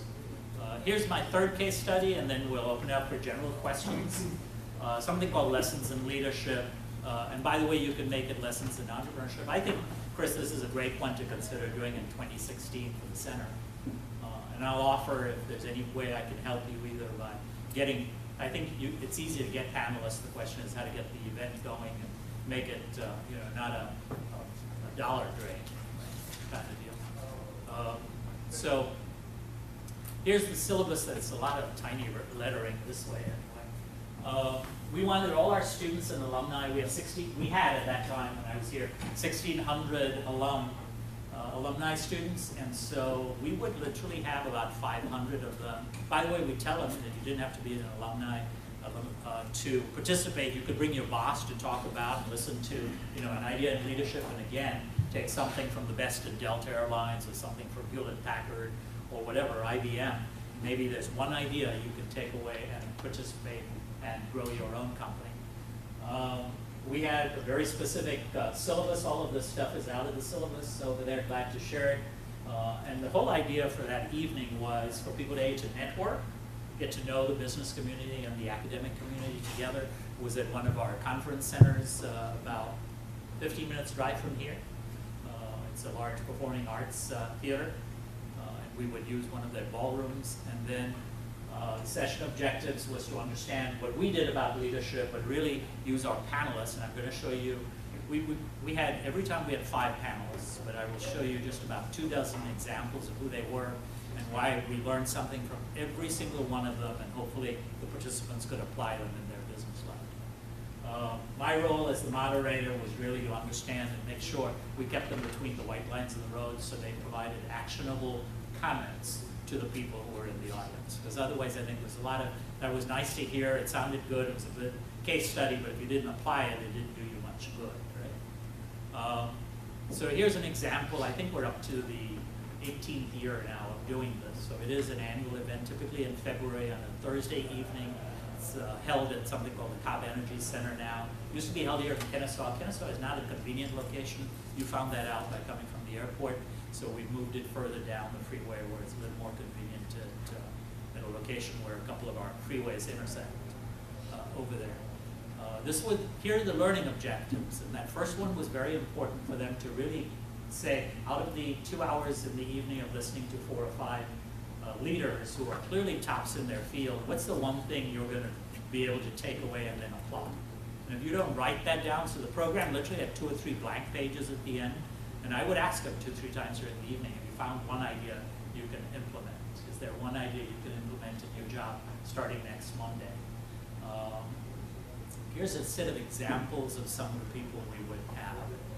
I think, again, in Nigeria, you could probably find these people easily. It's a whole mix of people. So if that list looks tiny, Shirley Franklin was the mayor of Atlanta, one of the top mayors, who's gone on to run a new philanthropical organization called Purpose-Built Community. She was happy to be asked. AT&T, we've talked about the phone company.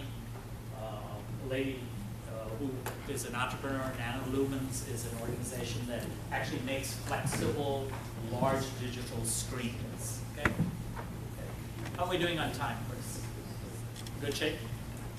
I'll let you look. I mean, Cyril Turner, who is president of one of the divisions of Delta, and again, the whole plan was we would put out a survey in advance, ask people questions, because when you have 600 people in an audience, I don't think you want to let anybody ask any question, because that is not really understanding where you're going. So all the questions were entered electronically. I picked the top 20 questions, and we would use that as something that would apply to 80+% of the audience, right? I'm trying to think, people from universities, the president emeritus of this university, Betty Siegel, who's one of the top renowned people in the world of leadership, was on a panel. I'm trying to think, Jerry Nix, who's the vice chairman of Genuine Parts, makes, I don't know if they sell product there, but they sell auto parts across globally. They're one of the top 10 companies in the state of Georgia, et cetera, et cetera. So, by the way, little to no work for these people. They loved coming. They loved, it was just tell us your story. What one thing have you learned over the years that you would think of the members of your audience? I was the moderator. There was a lot of work done to it. And so all I'm going to do is say, here were the 3 case studies I want to share with you and let you either ask general questions or open it up to comments of, nah, none of this would apply, or yeah, maybe if we could use this idea. So with that in mind, I think I'm going to leave my information one time left over there. Feedback or questions. What about those of you who look very North American? What do you think is applicable? I don't know if you're here because somebody said it was free lunch and breakfast as well. It's amazing what food does in the university setting. I learned a lot personally. So tell me one thing you think you might do.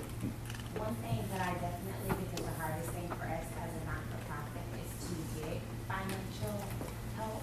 So you helped me to learn that I need to do a better job at networking and meeting more business people with $120 million who wouldn't mind writing me a $20,000 check. So that's my next focus, is networking better. And I'll tell you, they understand your organization and why you exist and the impact you want to make and have made. It is not hard to get people passionate. but just asking for a check before they know what you're doing, I think you have to be passionate about what you're doing. Well, can I ask you that? What would be your idea? Like create like a small packet to give to them or a folder? I just get them to come and teach one of our classes. When they touch and feel our students or whatever kind of deal, they're happy to do it. Wouldn't you say, Chris, you'd write a check just because you went? Made a big effect with those high school students. That was. So if I could get a bunch of high school students together and then get my board together, maybe they'd be more inclined. People, when they get passionate and they see and feel in touch on the nonprofit poverty boards that I serve, we always have an open house. I get them to come serve lunch one day at the shelter. I'll tell you, just cooking tacos is a great way to get people to go, boy, you really do great work. We served this past, in each of the two organizations, we served 250,000 lunches, sack lunches to students who wouldn't get it at school during the year. And we had the head of Arby's on the day I went. Arby's is a fast food chain that sells roast beef sandwiches. Maybe is Arby's in Nigeria? There you go. No? I'm not sure. So the CEO and those of us who were there served sack lunches to the students who were off in the summer. And in America, if you get subsidized free lunch at school, but school is out, how do you get food? And so we have different members of the community make lunches, literally 3,000 lunches a day kind of deal, and then to participate, Cassie, real time. It'd be easy to ask him to help us out through his foundation because he saw the real work we were doing. Right. Thank you so much. I really appreciate it. Good deal. Other questions, comments? If not, I'm going to call it a day. It looks like there's something else between me and lunch for you. Where am I from? India. I grew up in Calcutta, India, so the Lopez is misleading. I do not speak Spanish. No habla español.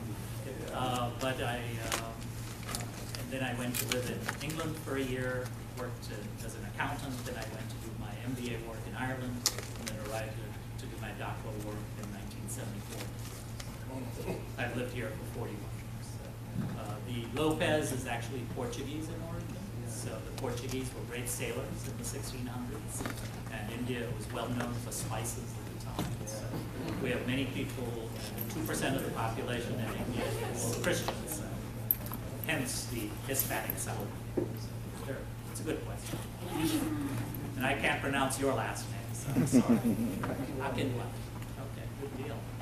Well, we thank you for visiting. Chris, any words of wisdom you want to apply, since I know you worked with me on a couple of these things?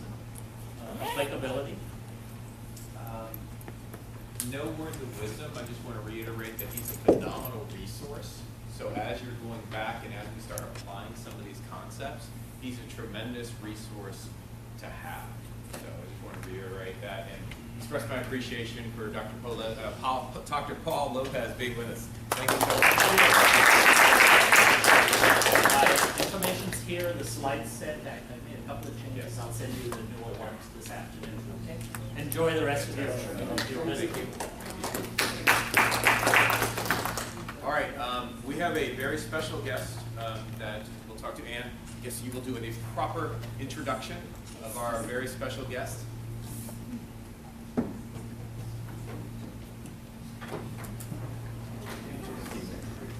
It is my distinct pleasure to welcome and to introduce to some others our distinguished guest.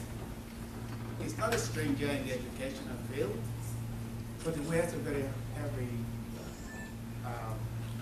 Anyway, we're very happy to have him here because he had another program in the United States, but he had to fly in here yesterday just to be here with us and then fly out this afternoon. So you can see the level of commitment that he has to this course. He's no other than Professor Suleiman Ogoro, the Executive Secretary to the Tech Fund. That's where the big money comes from.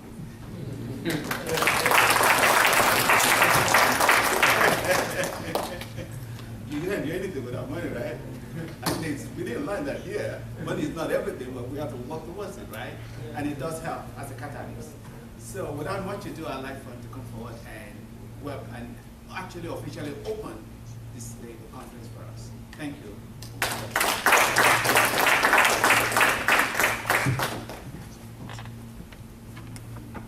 When you advise this done?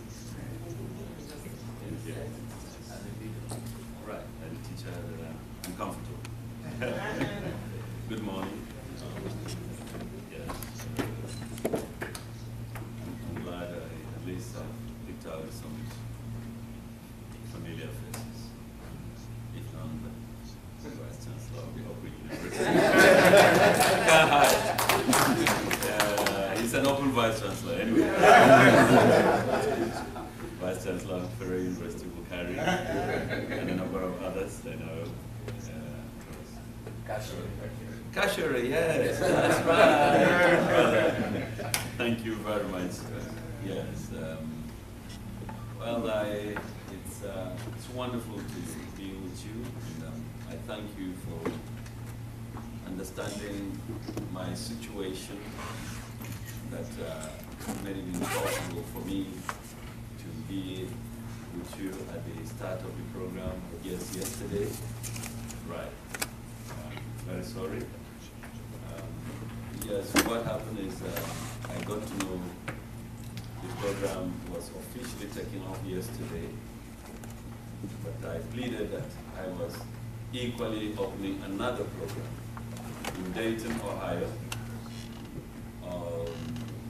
I requested if it's possible I come in today and in retrospect make some remarks that I hope will be in place and relevant to the program that from TechFund we put some money on.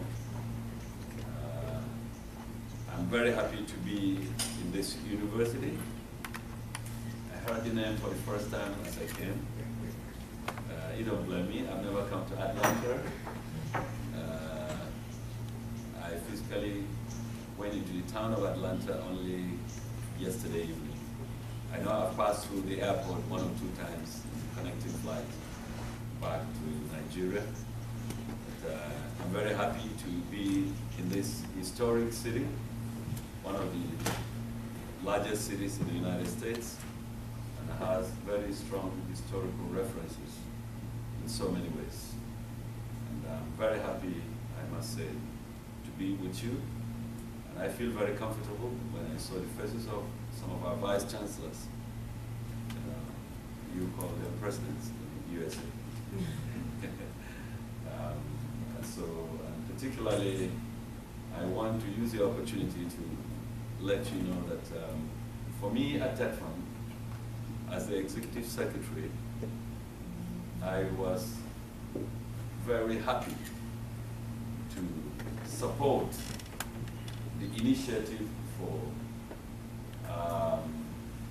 creating a platform to discuss a very important aspect that I believe is not just for our tertiary institutions, but for the Nigerian economy, entrepreneurship.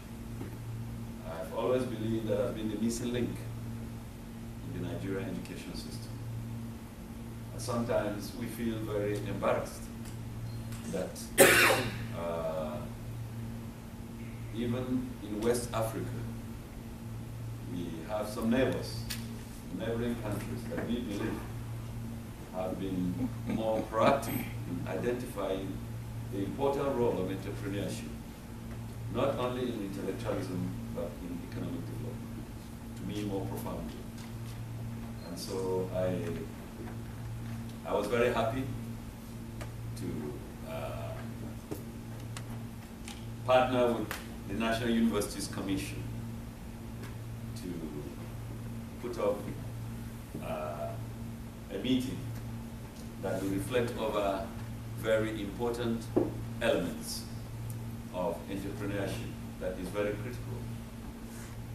I have always believed, as a university teacher, that a major weakness of our system has been inadequate creativity to be relevant to the economy. Creativity at individual and corporate levels. And I believe that our tertiary institutions should lead in that respect, because that is the engine room of intellectualism, creativity and innovation. And by chance, I came in as Executive Secretary of TechFund April last year, and within 4 months, I made a case for driving education beyond the rudimentaries of theories. I made a proposal to the Board of Trustees of TechFund for the creation of an R&D department research and development, which very sadly has existed more in the theoretical realm in our tertiary institutions than moving into the reality of getting products out of intellectual enterprise. And I believe that we needed to show example from the desk of TED Fund as the main intervention agency in our tertiary institutions in Nigeria. Largely the public tertiary institutions anyway. And like I've said for now, TED Fund, we intervene in our public tertiary institutions where the overwhelming majority of our students are studying in Nigeria. Slightly different from your situation here. And it's understandable in terms of the level of development. And there are a lot of demographic statistics to show and justify why we are investing for now, largely in public tertiary institutions. And I want to say, when we decided, I made a proposal and the Board of Trustees approved the creation of R&D department in TED Fund. It was supposed to be a platform from which we will attempt to institutionalize R&D in our tertiary institutions. And the idea was simple, that for a long time, the regulatory agencies for the main tertiary institutions, being our universities, our polytechnics, and our colleges of education, had dwelled on the theoretical framework, like I said earlier, and we needed to move more aggressively, move to the level of strengthening the innovative components of research, emphasizing product development, encouraging more creativity and relevance to the economy. And we agreed, and when approval was made for the creation of R&D department, I also proposed, and it was approved, that we put money and create R&D units in each of our public tertiary institutions as a start. That has been done, and very soon we will be making available the money. But I also launched the Centers of Excellence, funding of Centers of Excellence along with the R&D department in TED Fund. And the idea was simple. If we want to institutionalize R&D, we should be talking about specialist centers units and entities within the universities, polytechnics, etc. And very soon, we will be making available money for identified centers of excellence, 2 in each of the geopolitical zones in Nigeria, with 1.5 billion naira made available. I think can translate that to US dollars, somebody can quickly do that. You understand exactly that means. Yes, 2 in each of the zones. And the identification of those centers of excellence is supposed to be competitive. And the idea is to see, after we've put money and created R&D units in the tertiary institutions, they should be able to assist us as a take-off point, identify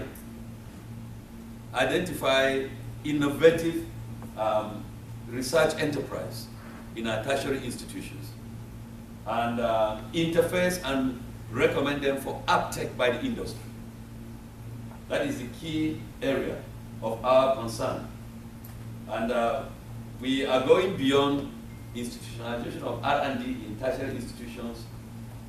I recently, for the last few weeks, I've been aggressively advocating for Nigeria to establish a national R&D foundation. That has been missing, and most competitive nations have that. And I believe that for a long time, Nigeria, we've been frustrated that each time we talk about increased funding to support qualitative education, we are looking at only the statutory funding sources, and that is the budgetary mechanism, appropriation from National Assembly. But that has failed us. And I believe that the R&D window, establishment of a national R&D foundation with prescribed percentage of funds from the industry and perhaps from first line charge in appropriation to be melted together and to be presided over by a board of trustees. I believe that with that it will be possible to generate annually hundreds of billions of naira. And if that is possible, and you utilize just half of that, it may be adequate to fund more than 60% of the funding requirements of our tertiary institutions. To me, that is an out-of-the-box way of ensuring sustainable funding for our tertiary institutions. But more than that, the remaining money would be used, of course, to fund not just tertiary institutions, other centers of excellence, research institutes, even keeping aside some money to fund science and technology infrastructure at basic level, primary and secondary schools. That's my idea. And I have shared this idea with the Vice President of Nigeria, Professor Osinbajo, and he agrees with me. We're trying to work towards carrying it to other levels of government, but particularly the National Assembly. For us in Nigeria, the carrot and stick approach may not be adequate. The stick component, we may have to emphasize more on it. And my understanding here is to ensure that there's a law that backs that process. Otherwise, it will fail. We've had pronouncements about National Science and Technology Fund, National Council on Technology, some pronouncements by way of Federal Executive Council making statements, reeling out decisions of Federal Executive Council that never saw the light of the day. And I just believe that if we want to do a thing that is sustainable, we need to back it with law. So I can assure you that my decision from TED Fund to support this meeting is a related area to the idea of R&D. In other words, going beyond the realm of theories to say our tertiary institutions must be seen to solve problems of society and the economy by way of enterprise. Precisely why we are putting money at this meeting. And I say one thing that I said yesterday at my keynote address at the R&D meeting at the Dayton University. I said we deliberately chose United States for a number of reasons. One very strong one is put together all parameters of competitiveness. It's difficult to beat the United States in contemporary context. There's no doubt about it. I believe that even coming around, believe me, even just going through your beautiful roads, which are products of technology. That's true. It's a big lesson for us to learn. But for us in Nigeria, I want to say something that has been the biggest impediment. Nigeria is exceptionally endowed with two levels of resources. Natural resources, oil and all that, but more profoundly, human resources. Exactly. Some of the best of scientists are Nigerians across the world, That's true. including the United States. That's true. But the fact remains that it's the environment back home that has been the impediment. And some of us are reflecting on that, and we are partnering. The other day, I gave my keynote address in my advocacy for the R&D at the National Universities Commission. And I made it very clear, thank God the permanent secretary of the Ministry of Science and Tech said after listening to me, they felt they have a partner. We are widening the partnership. We are looking at how to partner with NOTAP, NASENI, the Science Village Shader, and so on and so forth. We can't do it alone. It's not an education affair. It is a thing about Nigeria's economy and future. We need to bring all partners, both local and overseas. And that's why precisely we are here. I believe that I'm so excited to see some of our vice chancellors here. And they are leaders in our universities. we are hoping that they will take back some of the wonderful things and experiences from this great nation and environment that will impact and change things so that we will be thinking more of enterprise. Like I said, in some of our neighboring countries in West Africa, the educational system has created more enterprise and creativity. I want a situation where Nigeria, we have all it takes to lead in that respect. I don't see why we should not be leaders in Africa and even compete at the highest level. I want to thank you for joining us here to share your ideas. I listened to the concluding part of the last paper, and I was very excited to see the long list of persons so resourceful. And I believe that this meeting is worth the small money we have put there. I thank you for this meeting.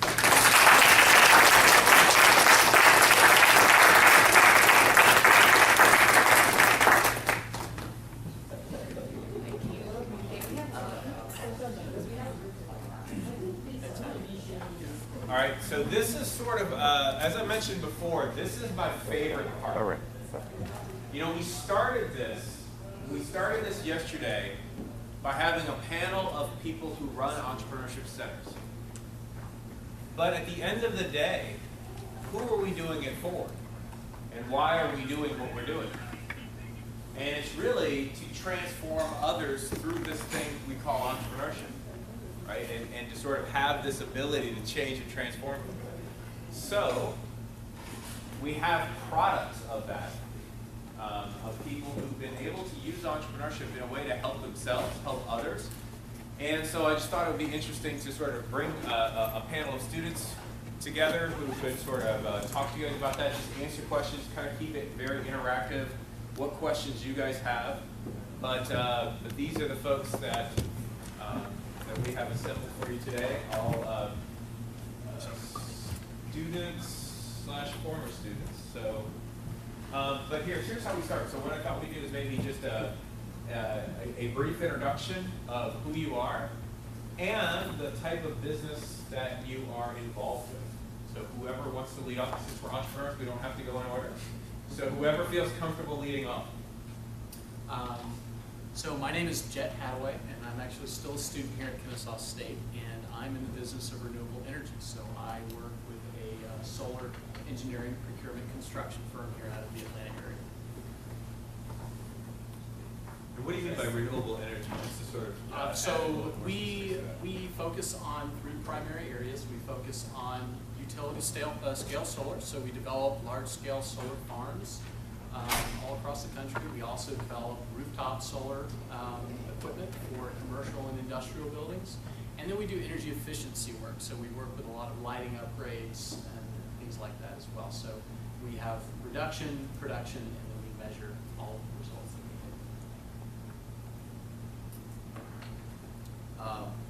get. My name is Graham Williams. I was one of Chris's previous students at University of Georgia. I graduated a couple years ago. And I work in the specialty food industry. Took my grandfather's barbecue sauce and turned it into a brand across the country. So we sell in 45 states, 2 other countries. And I also have a business with one of the players in the Atlanta Hawks team, where we're in the apparel industry. We create. And the Atlanta Hawks, for those who may not be familiar, is the professional basketball team in Atlanta. So they're part of the NBA, National Basketball Association. And so they would create a product in a couple months and get in contact with him. He's one of the players on the team, so partner with us. So. Hi, I'm Michelle Blue. Mr. Hanks was my teacher previously at the University of Georgia. While I was in school, I had the opportunity to study abroad to Ghana, which inspired me to start a business to help support girls there to go through school. So we have a scarf company, and we sponsor tuition, book supplies, and uniforms for the girls to continue their secondary education. My name is Rainey Durkin. I'm also a former student of Mr. Hanks, and I am currently in charge of launching a startup that has to do with aquaponics. Has anybody heard of what aquaponics is?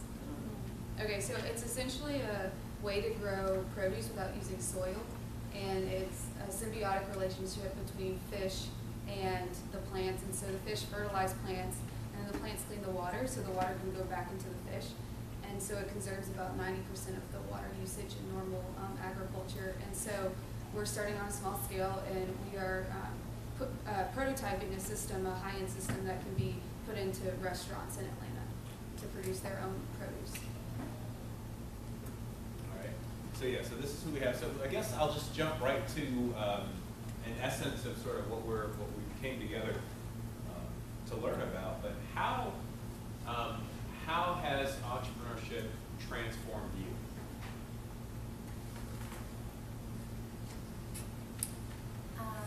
I would say I recently did a talk kind of chronicling my journey of entrepreneurship. And when I started college, I was a very kind of like planned and structured person. I wanted to know what everything, the outcomes of everything, and I wanted to just have a clearer idea of what my future is going to look like. And unfortunately, with entrepreneurship, that's not, the case. So you have to operate in a level of uncertainty and be able to pivot when needed. So I think that's been the biggest thing of entrepreneurship, is being adaptable in any situation. So it's a learning process. I can't say that I fully have,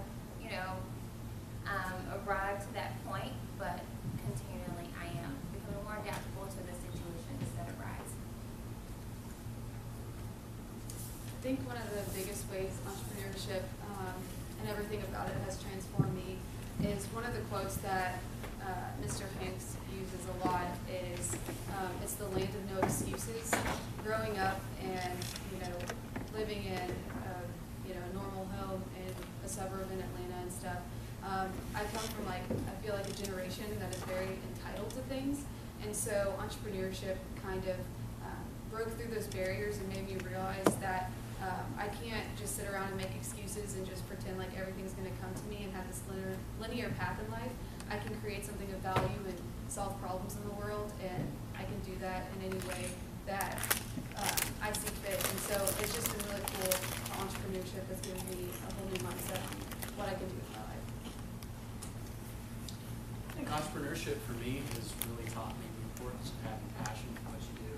I think the most difficult times in my business when I was coming up, trying to put food on the table and really not having any kind of safety net allowed me that opportunity to see that, you really have to love what you do in order to keep doing it through those rough times. And that's the only mentality that allows you to kind of break through a lot of those obstacles that you see when you're having to go out on your own and make it happen. And then when you do make it happen, you start to learn how to trust yourself. And you start to trust your own ability to make decisions. And even if they fail sometimes, you're still not afraid to take those risks because you love what you do so much that you're going to try and try again until it works. So perseverance. Yeah, I feel like entrepreneurship has changed me a lot in the sense that I've become to be more excited about taking risks. And I know that I kind of hold the ability within my hands to work as hard as I want. Or I can, if I wanted to watch something fail, I can watch it fail. And I'm able to hold that and really work. My hard work can really pay off. And so it kind of took me out of the sense of being a robot or just doing what other people always said I had to do, to being able to kind of take my own career and life in my hands and just trust God to do the rest. And so it's kind of made me a lot more confident and brought, when I'm able to speak, I know that I can inspire people to go and do their own things, and just excited to tell people about what we're able to do. All right, so we are a community of educators. So what do you wish that somebody would have either done for you or somebody you know? What could we do to do a better job of changing people through entrepreneurship?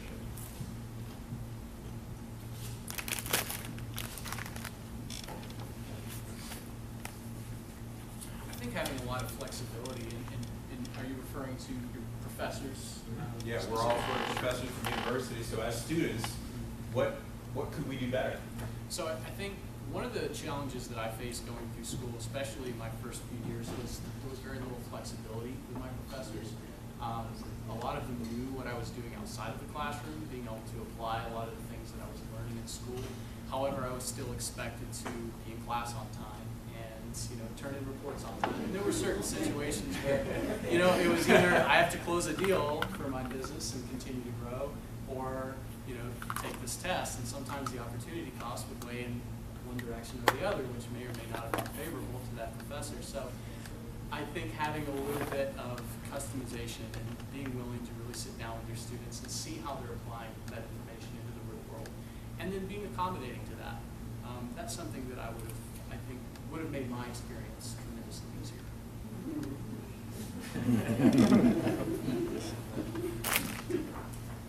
I think it's great to learn the theories and ideologies of entrepreneurship, but hands-on experience I feel like is the most beneficial way to really grasp concepts and put it into action. So if you can kind of simulate different experiences or partner with a startup or a company, that's surrounding your area, I think that's kind of the best way to learn and really be able to apply, your education from the classroom to real life. Yeah, I would totally agree with that.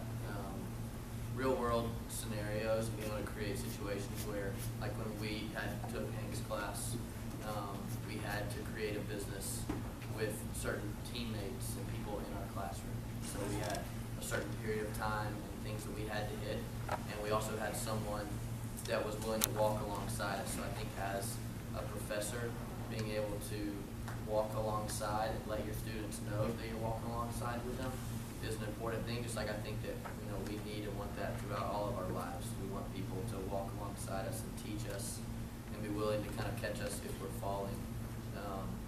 So real life scenarios and someone to walk through them with. And one thing that has been big for me is that when a student does present you with an idea or is launching a startup, is take them seriously, because I know that I've gone to professors at my university and they think it's cute that I'm trying to start a business and that it's fun and it's a little student project, but it's very discouraging when professors that you look up to so much and they have so much knowledge to give you, and when they don't take you seriously, it can definitely deter a student from pursuing their dreams. So what is one thing that you wished you knew before you started? So you're sort of into your journey right now. What's the one thing that you wished you knew before you began? How hard it was and how long it was going to take.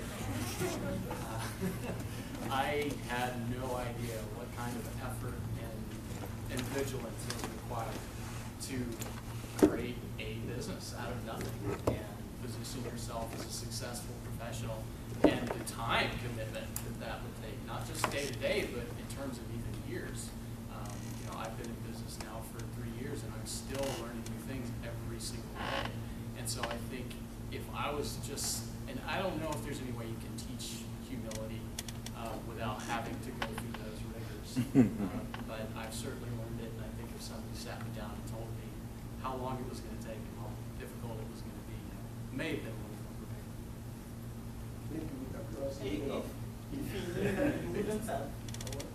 What's that? If you had a plan on which or how long it was going to take and what would you have done differently? I think I would have worked harder at the beginning. I think I would have worked a lot harder at the beginning, because I don't think I worked quite as hard. I underestimated the kinds of challenges that I would face later down the road. I think that I would put in more time and just a lot more effort in the first year of my business, because now I'm having to catch up 3 days Something later. else would have suffered, the academics. In terms of opportunity cost. That's right. Something else would have suffered. That's true. Something else would have suffered, but I would have been able to at least make that decision.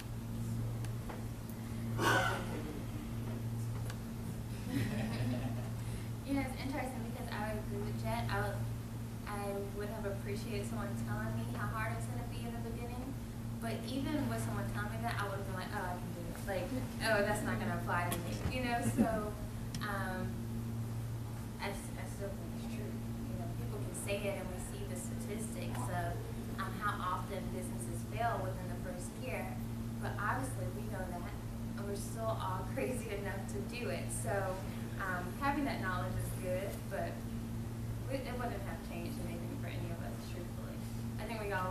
of taking the same path.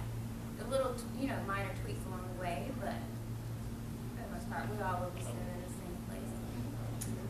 In a university setting, like if I knew how much some of my classes would have helped me in my venture, I would have paid way more attention and tried to work harder in my classes. It's true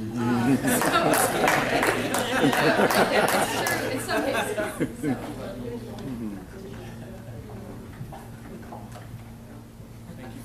Yeah, I got you. I got you back. There's a quote that someone told me a couple weeks ago. It said that there's 3 rules in business. One is that it takes much longer than you ever thought it was going to take. It's much harder than you ever thought it was going to be, and you're not an exception to rules number 1 and number 2. And, so I think the same. Definitely what Reagan said. I would have paid attention a lot more to some of my classes, and it just would have been nice to. I guess sometimes when I think about those 3 rules, I think expectations play a lot into the way that that's viewed. And so even if you are going through rough patches, if you're expecting to go through long rough patches, then it makes it seem a little easier than if you're not expecting them and you're kind of expecting it to be really easy. Eyes on the prize, yeah, sure. So, okay, so you're proud, what has been your proudest moment?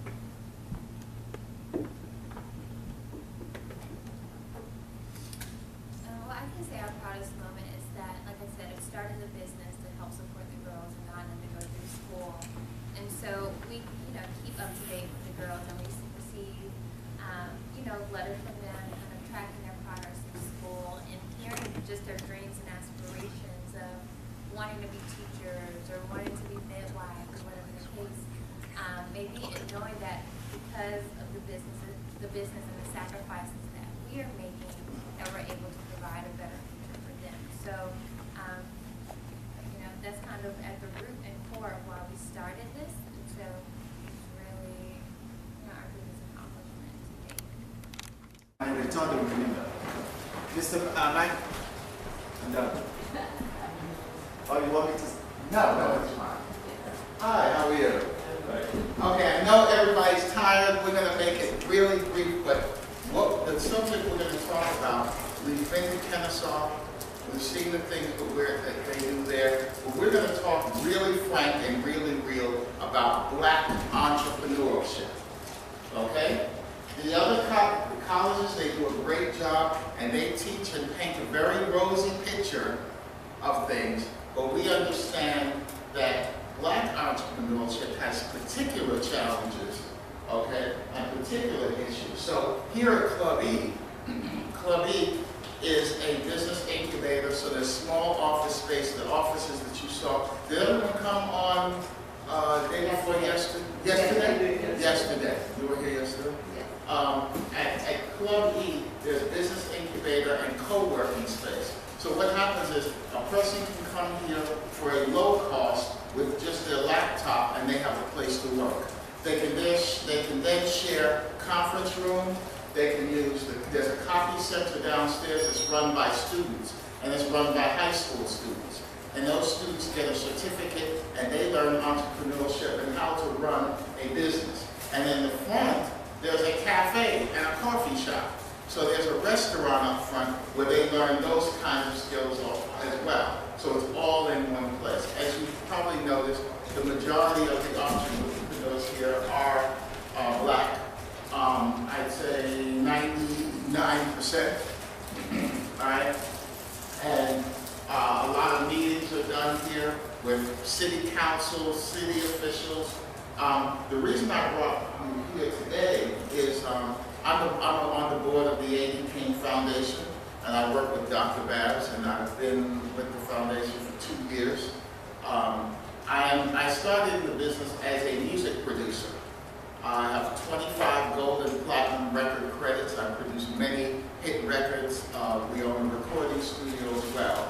And we've come up with a new television network called Black on Purpose Television Network.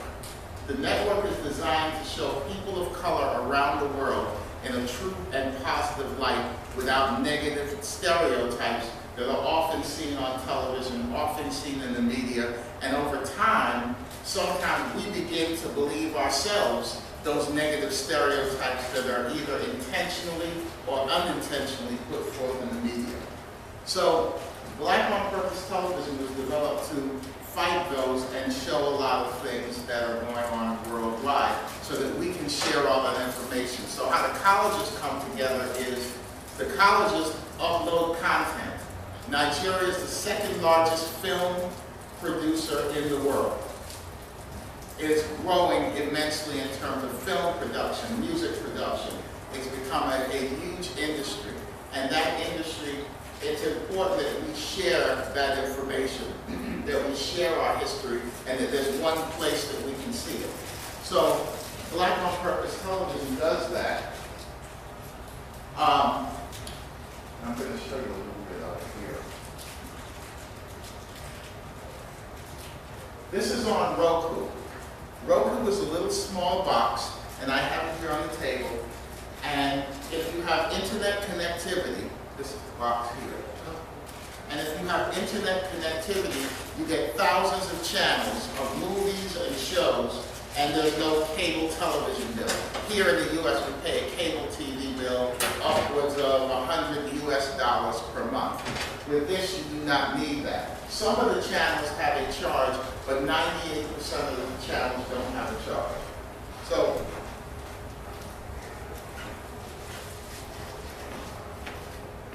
So Black on Purpose Television Network is not a channel. It is a network of 16 channels.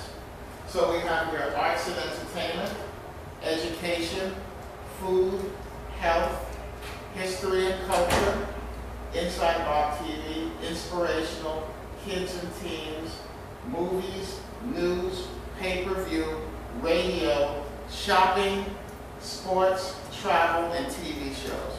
So, for example, under shopping, people that have developed their own clothing lines, that have started their own business, that want to have worldwide exposure and sell products worldwide, will be able to access the shopping channel and do infomercials and do many things to promote their business. Under sports, there's basketball, baseball, football, everything you could imagine, travel, TV shows, movies from Africa made by people of color all over the world, essentially. Kids and teens, there's children's shows. We have one that is from Nigeria.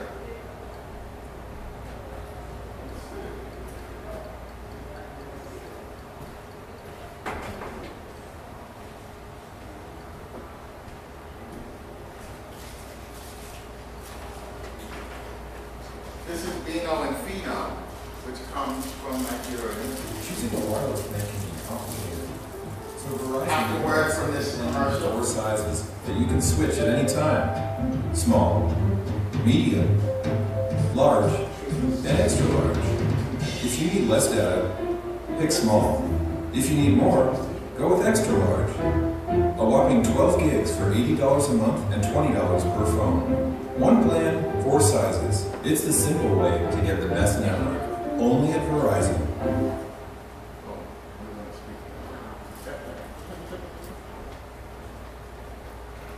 So this is one of our cartoons for kids.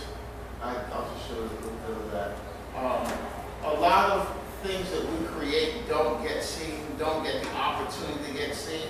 So we want to share. So your colleges, your students will upload content, will develop content. There can be speeches, there can be lectures, and we can all share that. Fino! Fino! Fino! Fino! Fino! Fino! Fino! Fino! Fino!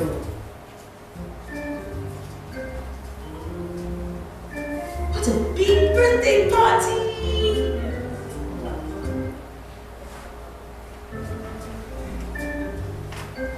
A day just like any other.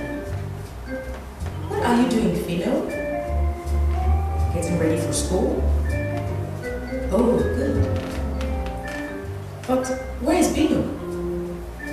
Oh, there you are, Bino. Looks like someone is just waking up. What are you doing? Getting ready for school, of course. And you better get ready too, or Mama will not be happy with you. But we don't have school today. Yes, we do. No, we don't. Yes, we do. So, oh dear.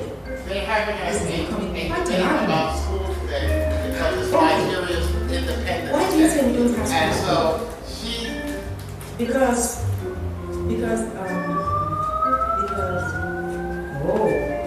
you know, can't remember. So there's lots of programming for kids, lots of programming. Here's education.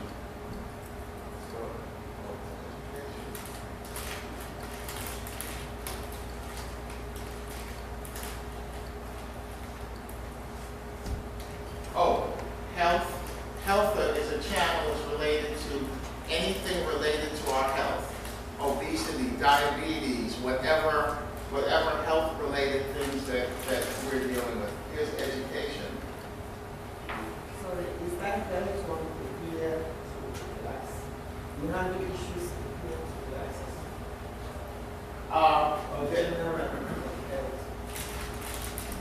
It's general health, but with a particular emphasis on things that affect us.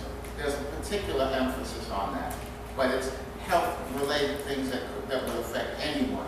But yes, there is a particular emphasis on us.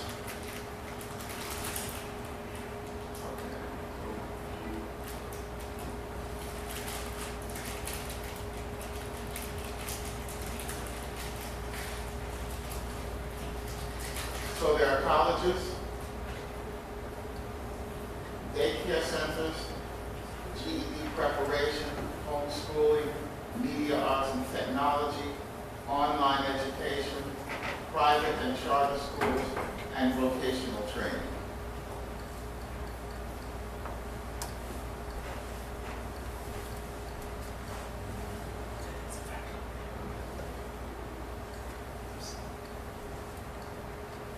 Let's see, I'll show you.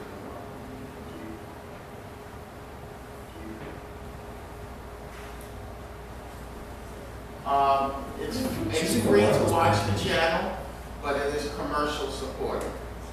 So some channels on these new platforms Choosing a wireless plan can be complicated. they give you a charge, So but there's no Verizon made one commercials. simple We plan don't with four charge. sizes We have that you can commercials. switch That's at how any the time. channel supported. Small, medium, large, and extra large.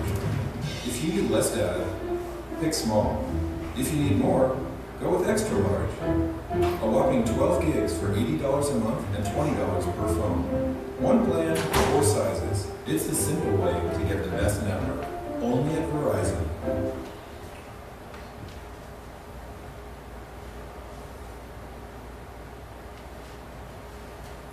This particular college is one of the historically black colleges and universities.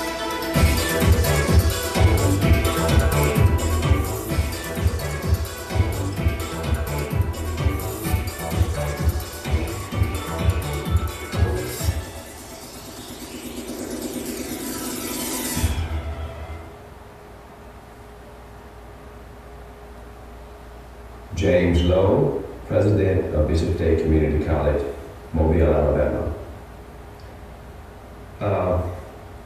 What advice I would give students who are about to choose a career path? The very first thing is to be very cognizant of the fact of what they want to do in life. To address the academic preparation that they need, working with counselors as well as instructors while they're in high school. Your colleges But have also to put in videos that are mind promotional the videos for importance the colleges of a that you life use for career recruiting purposes. of service Do your to make colleges a have difference that? in Those are the humanity kinds and of society. things that we would like to have under our college category. Those promotional videos, which, because a lot of times when people are looking for colleges, this is, Black on Purpose TV will be basically the primary hub. Currently we have 2,500 pieces of content, movies, shows, everything you could imagine. And as we grow, we want to add more things. There was someone we interned for, we did an internship, and we had some young students come here from Nigeria that actually trained on how to operate the master control for this, how to do equipment, and one of them has gone on to work for a television station in Nigeria. And in addition, we're working with a lot more filmmakers from Nigeria as well. There was something I wanted to show you. I would like to introduce my right hand in the company, Donna Hazeltine. Come up and say a few words. Just to add a little bit to what Michael was saying, our station, our channel, does not have a subscription fee. In America, I don't know how it works in Nigeria, but in America, in order to have access to stations almost exclusively, you must go through a cable provider, you must go through a satellite provider.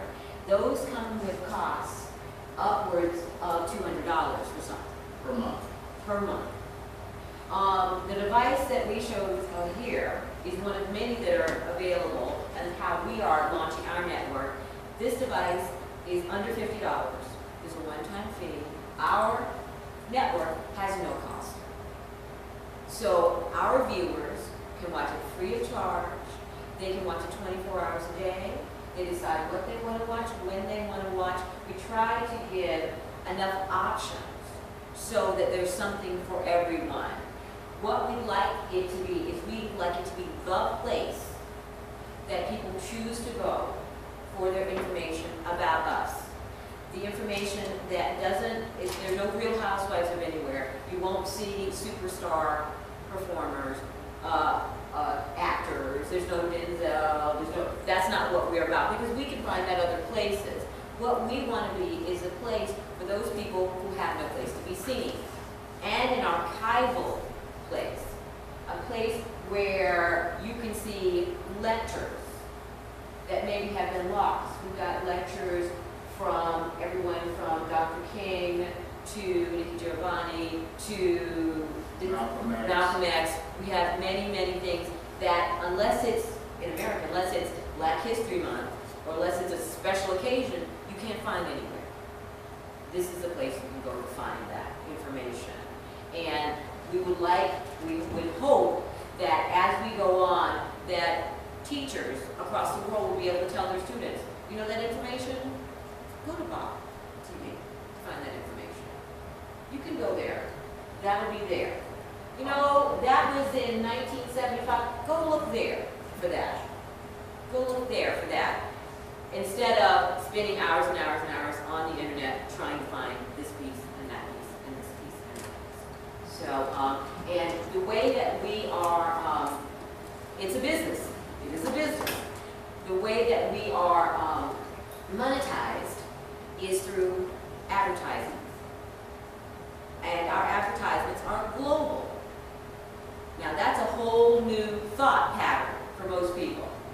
They are local advertisements or national chains, a Coca-Cola or an AT&T.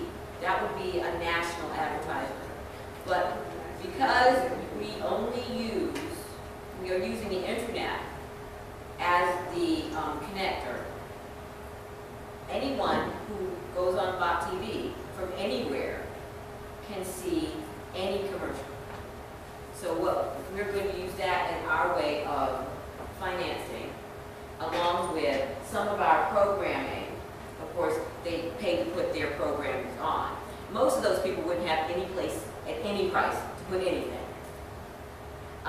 We do look at every submission and decide. We don't take everything, because we have to say no as well. But what we hope to do is have enough that there's something for everyone, and be able, as we grow, to be, as I said, an archive for Black culture. One thing that's interesting, many people don't know that the top opera singers in the world are Black, and we feature an entire opera section that's on opera. We also have jazz, and occasionally we don't just have Black people. There's a few. There's a few. But what we do is give an opportunity to those who don't normally have an opportunity. This, I'm going to show you, this is a little clip from the CEO Dancers Would you like that? No. Dr. So- Babs liked it. Yeah, I've got, yeah. Keep going, keep going. I want to show. What would you like to show? I would like to show, I'd like you to go back to opera, Okay. go to Tremontian, no, right? Oh, I know. Okay. Okay. Let's see. Go to Donna, Tremontian. Donna likes Tremontian. This is. This is an opera by Scott Joplin. Are you familiar with Scott Joplin? Scott Joplin was a ragtime composer. And he had some success in his lifetime. This is his masterwork that most people have never heard of. The ragtime type of music, that form of jazz, was invented by Scott Joplin. And Scott Joplin passed away before he could ever see his work done, and it has been done. We have a short clip of that. I'll do it for you.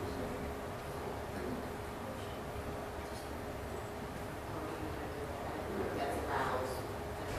Yeah, But as I said, this is archival footage. Most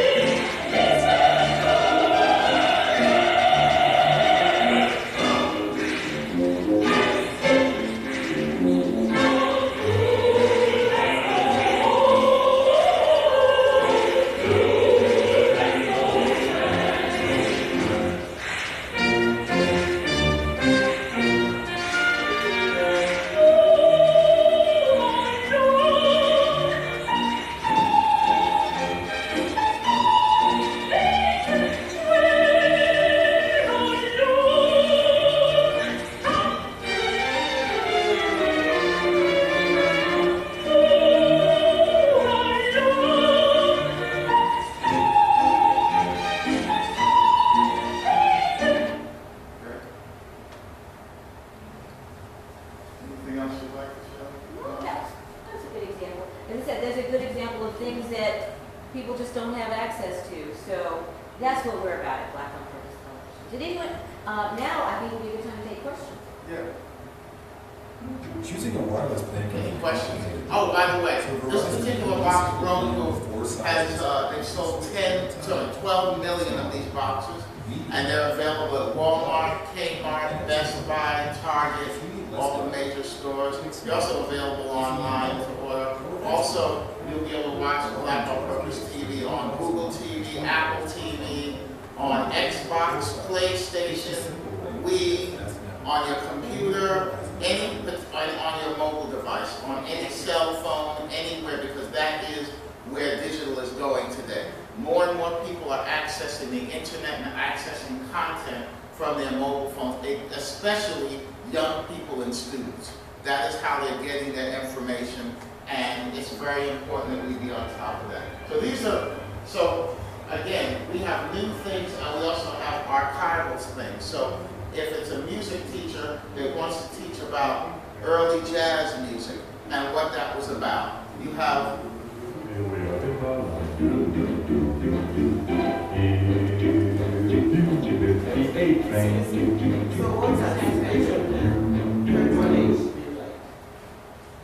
we are just launching. So we're just starting now, and we're beginning our launch with the Roku box as our beginning launch, and then every month after we're adding a new platform, and we will reach, when we're done, it'll be about 100 million people that we'll have access to via, not including their mobile devices.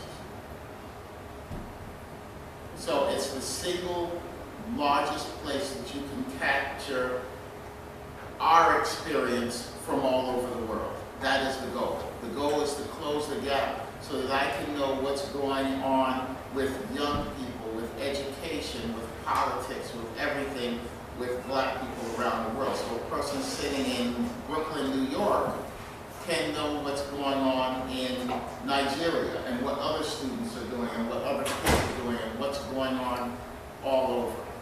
That's very, very important to us. And that's the goal of the network, to encompass different phases. So we have inspirational, which is religious sermons, lectures, speeches. We have films, we have comedies, special events. What's going on around the world? We have not just, it's so dense. There's so much on it. Black life in Japan. It is our experience around the world. We have business. We have. Oh, show a little bit of that. Oh, first. Yes. This is Dr. Claude Anderson, a powerful speaker on business, and we're very fortunate to get to work with him. When you're supposedly free, you've gone through a civil rights movement. You still only own and control 1/2 of 1% of this nation's wealth. You have not moved one iota in acquiring the most significant and the most important thing in our society. It is not civil rights. It is not integration that will give you equality and equal opportunity. It is what you own and control that makes a difference in your society.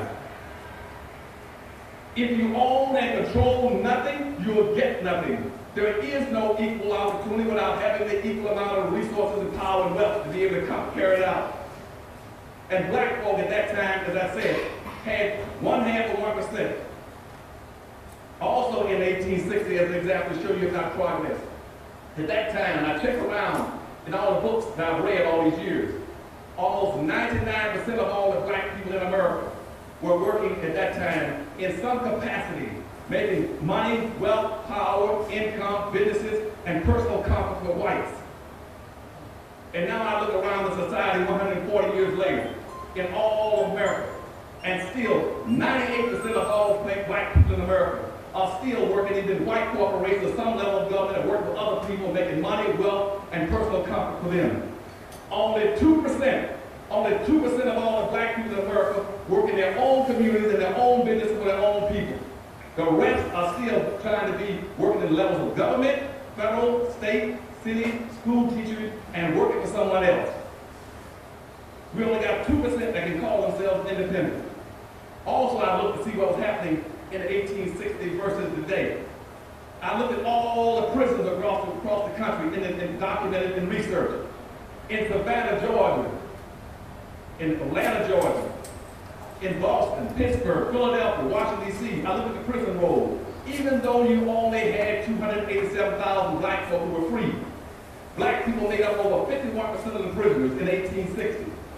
Even though only 287,000 were free, the other 4.5 million still locked in slavery. You still made up 51% of the prisoners. Here we are today, 140 years later, as happy as you want to be, but yet still, 51% of the prisoners in the United States are still black. You talked about at that time, all those blacks who were out of slavery, most of them couldn't even get jobs because of high unemployment. Because nobody wanted them, either unemployed or underemployed. I look around across America, and now everybody on TV is talking about the possibility of losing jobs when they come into recession or depression. It's not going to impact black folk that much because you've always been unemployed and underemployed.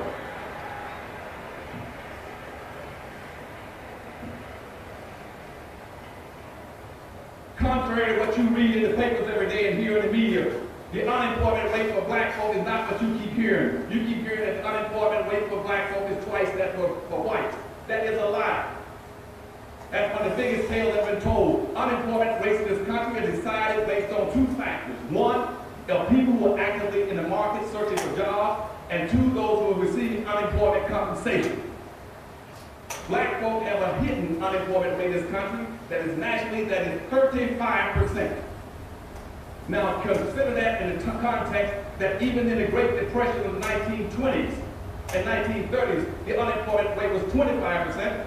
But when the unemployment rate went to 25% in the 1920s, white societies considered that to be disastrous.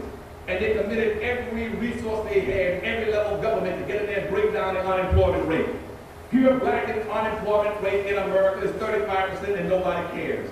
You haven't heard one person talk about let's create programs and opportunities to break down the unemployment rate for black folks that's fixed and locked in at 35%. And that's not the bad part of it. You go to most of these urban areas like Baltimore, the unemployment rate for blacks is 48%. In Detroit, Michigan, the unemployment rate for blacks in Detroit is 48%. In Pittsburgh, it's 49%. In New York, for black men, it's 51%. For black youth, it's 89%. You cannot make it that way. There's only 3 things that you can do to earn a living and be able to compete in a society. The only way you'll I don't mean to depress you with this information. Donna leaned over to me and said, yeah, this information is depressing. But it is the truth. And it is, he has definitely a lot to say about growing the economy, growing, and he's got some great ideas. He's a nationally known speaker. Any questions about this and how this functions and how the colleges can upload material, share material? Depending on what you have at the college, you can access it, your students can access it in many ways. One of the things I did was it has to be approved when you upload something from the students. It must be approved by, you have what's called a Student Government Association run by the students. The Student Government Association or the administration has to approve the video before we will post it up. That's to make sure that there's not something wild on there that would not be appropriate, you know, because we want to increase student enrollment, and we don't want a parent to say, oh my gosh, that's happening in that school, you won't be going there. So we want to make sure that we look through the material prior to and make sure that it's appropriate. Do you have film, any of the colleges here have a film program or a music program?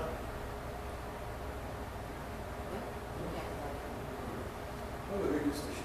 You have a radio station, okay.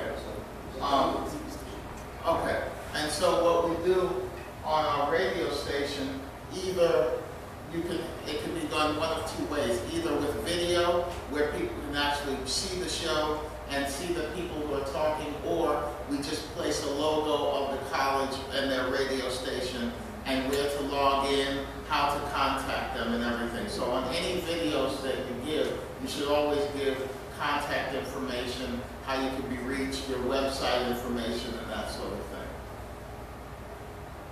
Any further questions?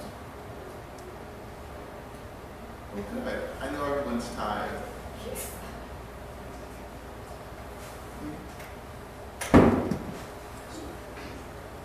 Did you have a question? You guys are professional researching. I always be sure that via the internet students or faculty members could upload content. So since it's possible, you already mentioned that, so there was no Yes, they can upload content that, and for any of the categories here, for any of the categories. So, as a matter of fact,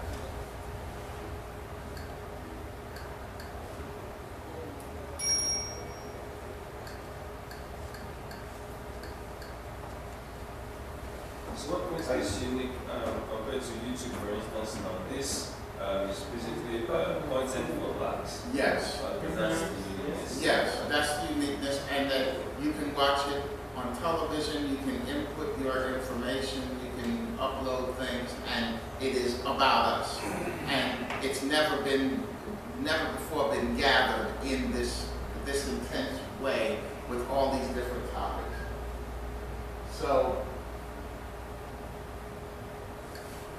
are you familiar with this, Bishop? Yeah. No?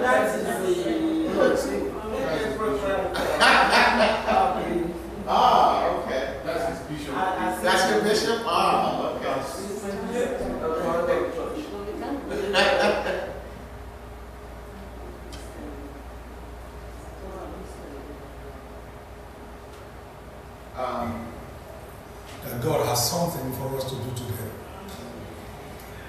And I'm blessed, and I've been blessed ever since we began this journey together.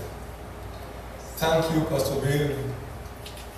Thank you very much for being a friend. Ms. Martin, basically we wanted you to come here and so that you can share this kind of concept with you. You've had a long strip of activities today, and we don't want to bore you with anything, but at least we want to expose you to the resources that there could collaboration. That's it. Okay, thank you very much. Thank you so much.